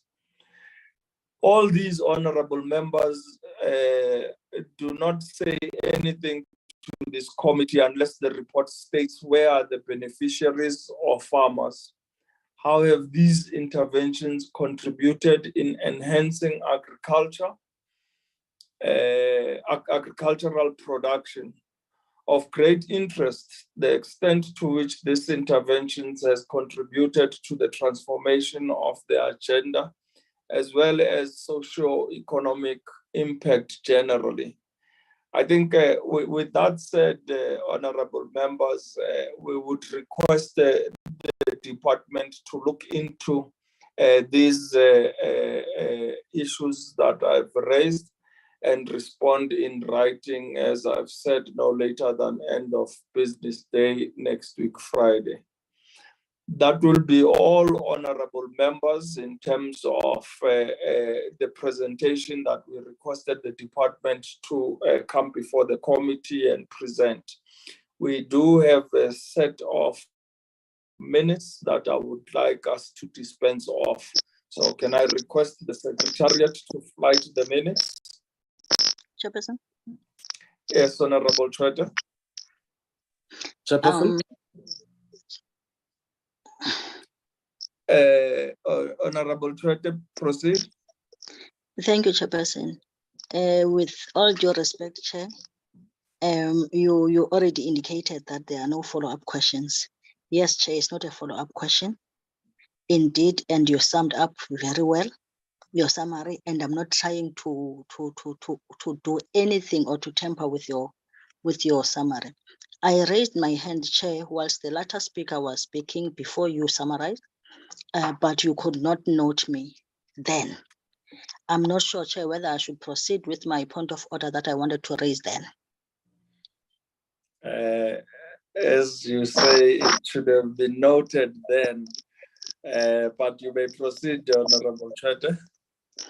Thank you, Chairperson. It's just that, Chair, I do not like to interrupt the speaker when he's speaking, even if she's not saying what I feel is correct. I prefer to wait for the speaker to conclude, then raise the point of question then. My point of order, Chair, was I wanted to raise a point of order to acting DG when she was saying the issue of a report was submitted to the committee, especially those of the PESI beneficiaries, and when she was answering the issue of the Auditor General's finding on this issue. I wanted to raise a point of order, Chair, in this meeting, that we would not repeatedly ask the list of beneficiaries, a detailed list of beneficiaries, if we had this information. So if they decide the department to answer or submit a report that is not detailed to the committee, that is not what we requested. We requested the names.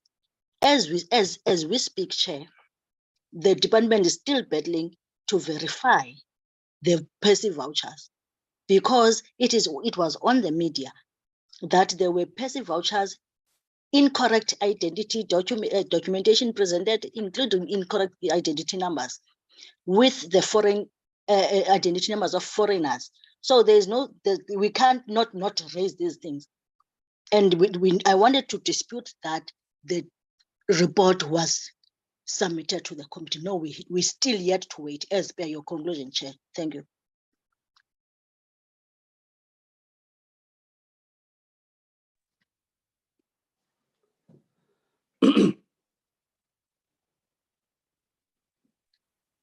Enkosi Mthembu, ndiqhube kuba bendicinga ixesha, otherwise ndingaqhuba ndiphinde ndiqhubekeke ndithethe. No, Honorable Chwete, thank you for your input. You may lower your hand. Deputy Minister Squasha. No, thank you very much, Chairperson. No, I think I just wanted to thank you and the committee for your remarks. I know that there's no time. I wanted to respond to other things, but thank you very much. I think your guidance is very clear on this matter. We might also need to work on a template so that we do satisfy the needs of the committee. The last one, Chair, I just wanted to say that, as you say, point of orders are supposed to be reported timeously. Maybe members of the committee should avoid sending us texts whilst the meeting is continuing and then complain when we respond by text, like Honorable Montwedi. Thank you very much, Chairperson. All right, thank you, Maus Kwacha. Honorable members, the minutes of the 21st of February 2023 are before you. We are on page 1.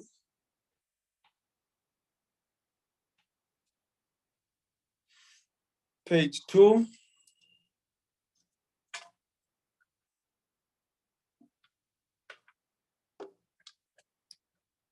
Can we move to page 2?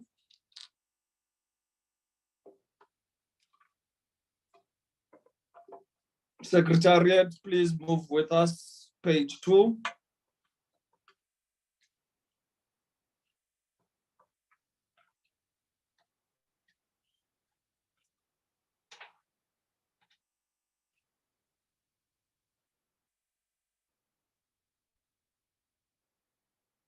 Hello, am I still audible?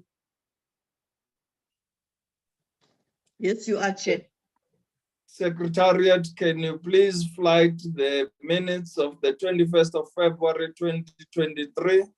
And we are on page 2.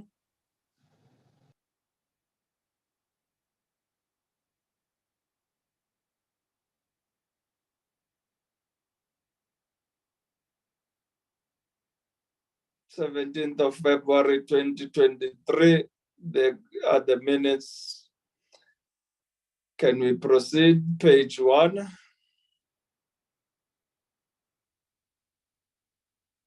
Page 2.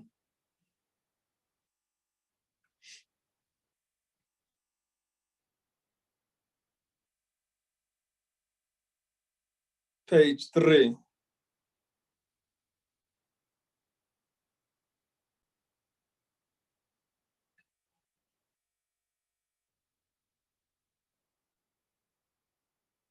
Page 4.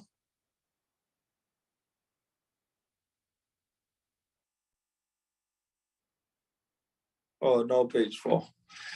Thank you, honorable members. Can we have a mover for the adoption of the minutes?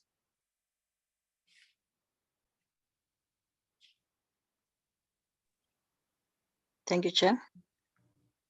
I move, Honorable Chota here, I move for the adoption of the minutes of the 17th of February, 2023. Thank you, Honorable Chwete. Can we have a seconder for the minutes? Chair. Yes, Dr. Masipa. Honorable Noko Masipa, second the minutes of the 17th of February, 2023. Thank you, Honorable Dr. Masipa. Honorable members, can we have are there any matters arising on page 1? Sorry, Chair, point of order, please, if I may. Yes. I see that Mayor Ndani is asking in the chat if the officials may leave. I don't know if you've seen that. Thank you.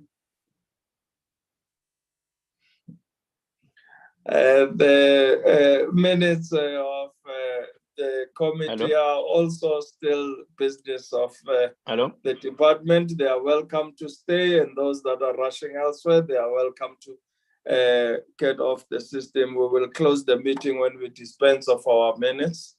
On matters arising, honorable members, page 2.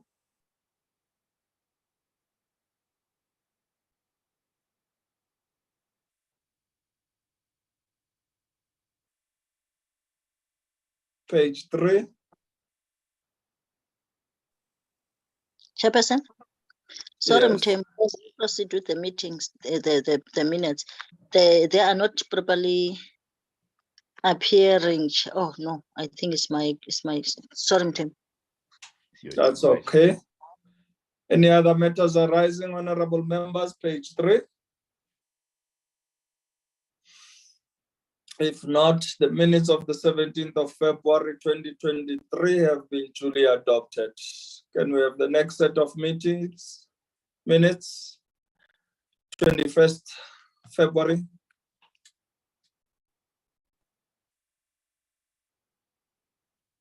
Thank you. Page 1.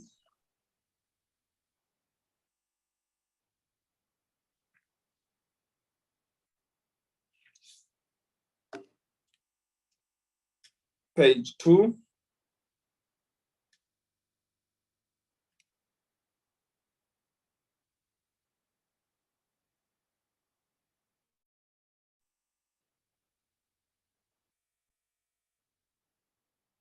Page 3.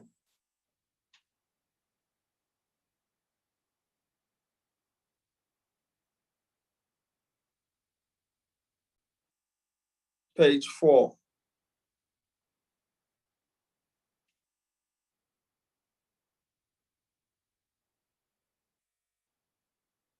Page 5.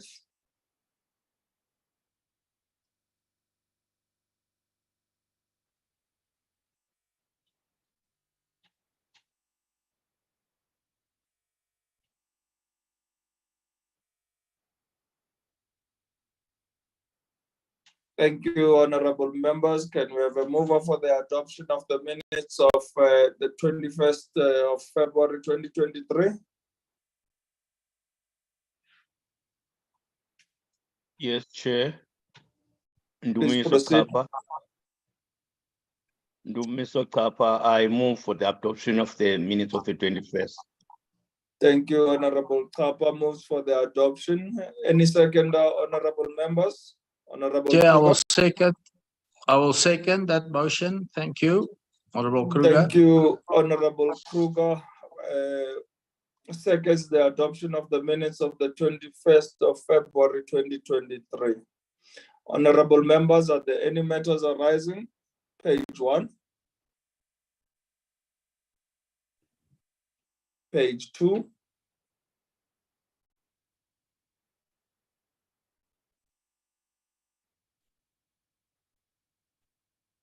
Page 3.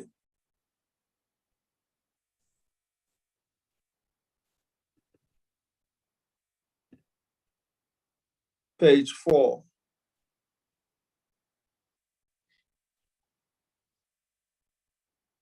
Page 5.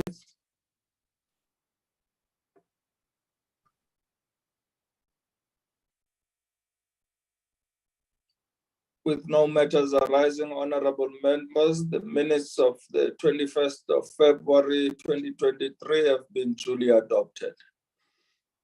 Next set of minutes, honorable members. Yes. Chair, I might be jumping the gun, but I didn't see that noted in the minutes. Maybe it's in the next minutes. Remember, I think what we concluded on this matter was that the department and Honorable Swartz were going to engage. I don't know if that was noted in the next minutes, but I was hoping to see it in this particular minutes. In the next minutes of the 24th February 2023.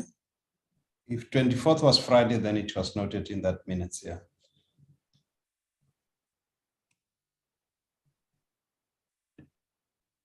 Secretariat, please flight the minutes.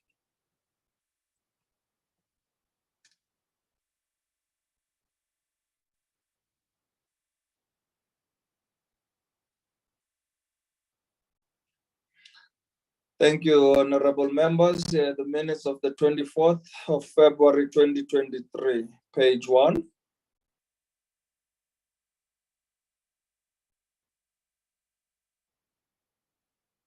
Page 2.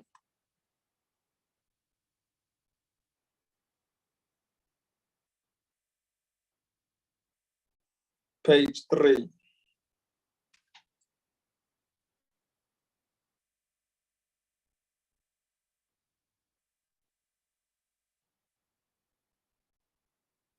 Page 4.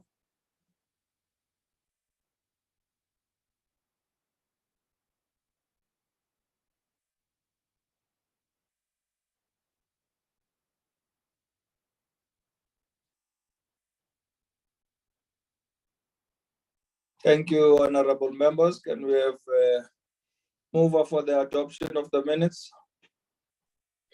Chairperson, I just think maybe we just need to add by the summary of the engagement by the committee, as Honorable Masipa has mentioned, just that the deliberation was that the discussion was that the department and Honorable Swart would have a meeting to discuss what is the correct wording, that they would have a bilateral talk because the department misunderstood the bill. I think that was clearly put, and I think that just needs to maybe be included in the minutes. Thank you, Akbare. Bread 4.1, in closing, the chairperson assured members that they would get another time to engage with the department and MP Swart about the bill. So it's a three-prong approach. There will be continuous engagements on this bill. It hasn't been the last bite, so we shall continue to facilitate that. Okay, Chair, but I think it was specifically noted that not just us with the committee, with the department and Honorable Swart, but the department and Honorable Swart. We've included all three entities: the committee, the department, and MP Swartz. So we will facilitate that, honorable members. Thank you. Can we have a mover for the adoption of the minutes?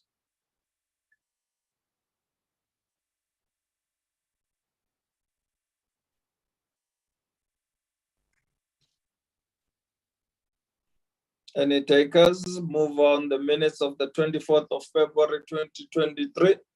Yes, Chair, this is Ndumiso Kapa. I move for the adoption of the minutes of the 24th of February 2023. Thank you, Honorable Kapa. Any seconder for the adoption of the minutes?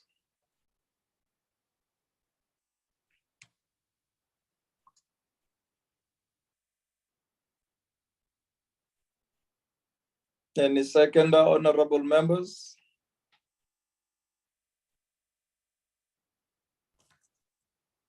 Chairperson, I will second. Thank you, Akbare Priet. Any matters arising? Page 1.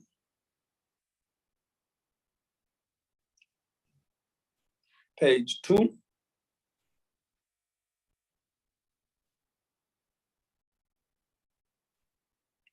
Page 3.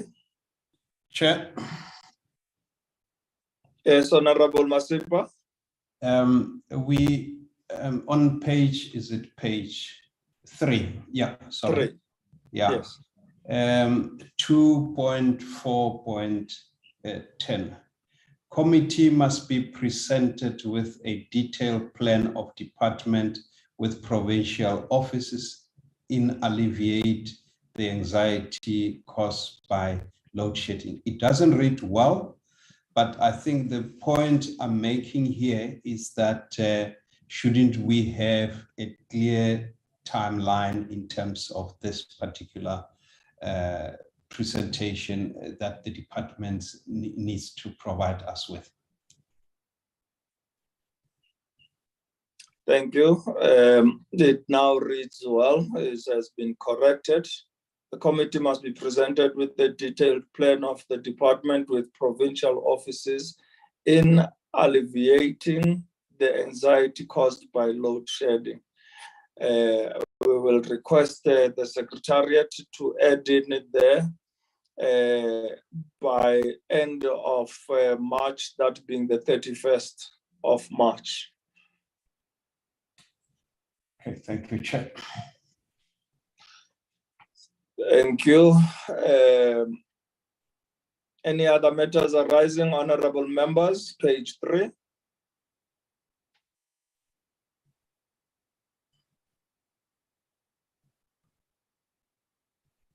Page 4.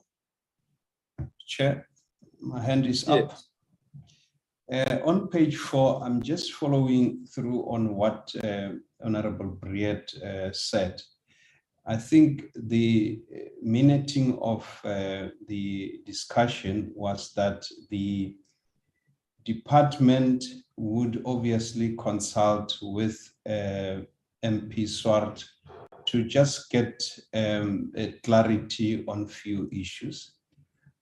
Because as far as I'm concerned, this is now our bill is presented to us, but it's just for the department to satisfy themselves and then obviously come back to us.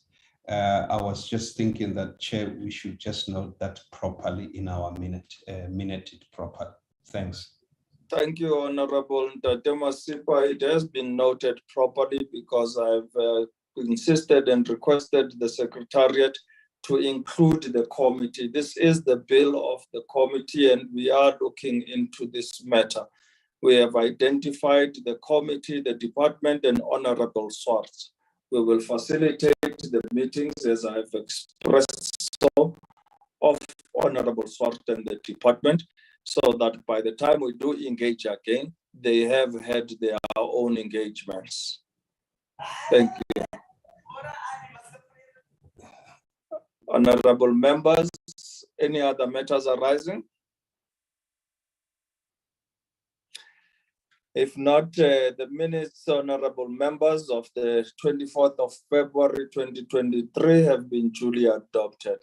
Our last set of minutes.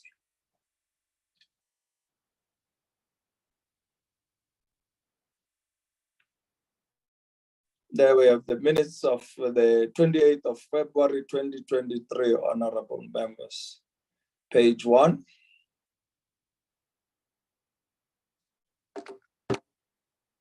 Page 2.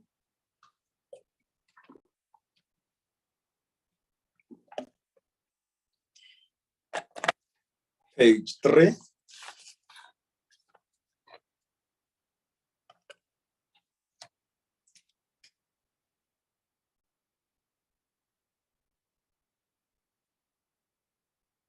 Page 4.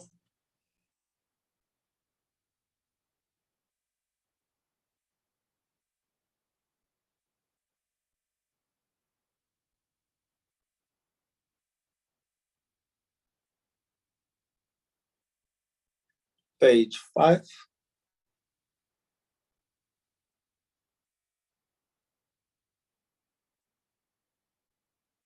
Page 6, honorable members.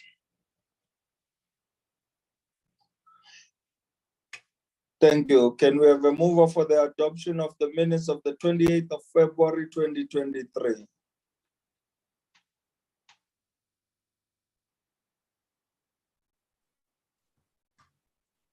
Chair, my hand is up. Thank you, Honorable Masipa. Go ahead. Chair, I, Honorable Masipa, move for the adoption of the minutes of the 28th February 2023. Thank you, Chair. Thank you, Honorable Tate Masipa. Honorable members, can we have a seconder for the adoption of the minutes?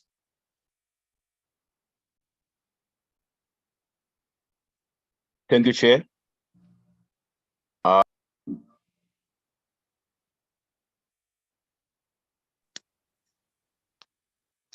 Chairperson? Yes, Honorable Chwete. I second the adoption of the minutes, Chair. Thank you, Honorable Chwete, for seconding of the adoption of the minutes of the 28th of February 2023. Honorable members, any matters arising? Page 1.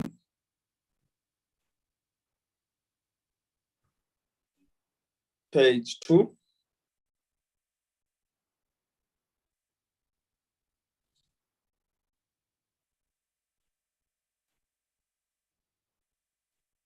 Page 3.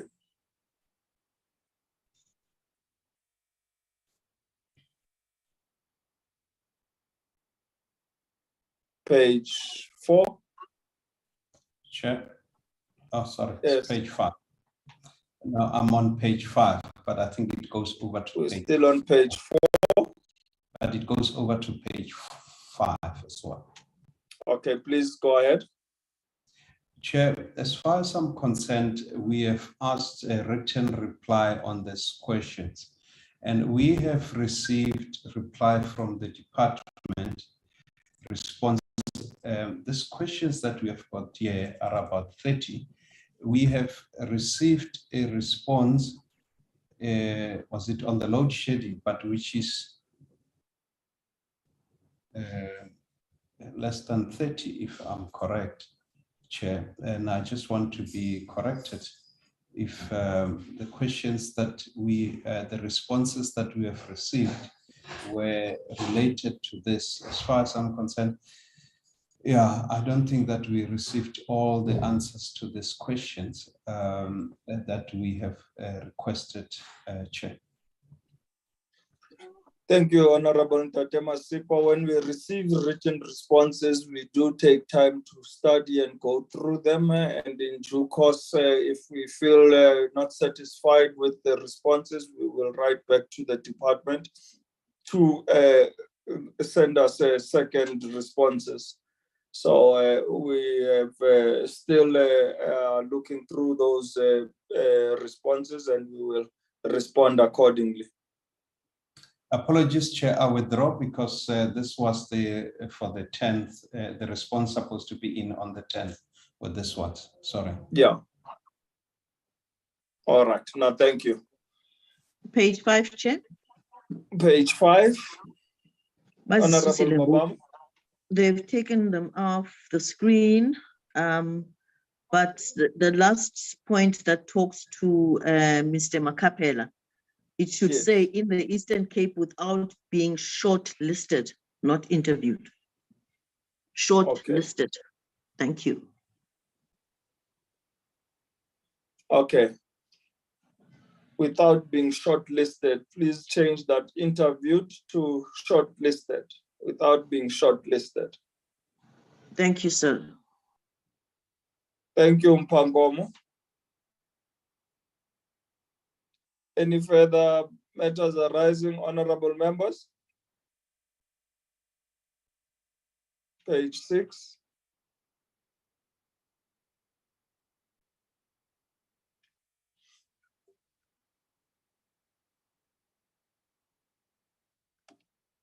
Thank you, honorable members. With no further matters arising, the minutes of the 28th of February 2023 have been duly adopted. That is all on our agenda for today. Want to take this opportunity to thank you all, honorable members, for your attendance and for your robust engagements on the presentations put before the committee. Want to wish you well for the rest of the day's proceedings, and that you may have a great week ahead. Do send our greetings and love to your loved ones, and hope you continue to spend your weekends getting the much needed rest. I see a hand from the Secretariat. Thank you, Chair. We wanted to suggest that the next week's meeting will be a face-to-face meeting in Parliament. Thank you, Manyamza, as I was still attending to the matters of the committee. Was going to announce that, honorable members, next week Tuesday's meeting, because it's going to be a real lot of issues to take through. We have suggested that we have a physical meeting in the precinct of Parliament, which the committee will apply for, and will probably be held in the Marx buildings. Upon approval, we shall inform the members. So do take note that next week's meeting will be a physical meeting if approved. With that said, that is all on our side, and I will now have to close the meeting. Honorable members, the meeting stands adjourned. I will have to rush for my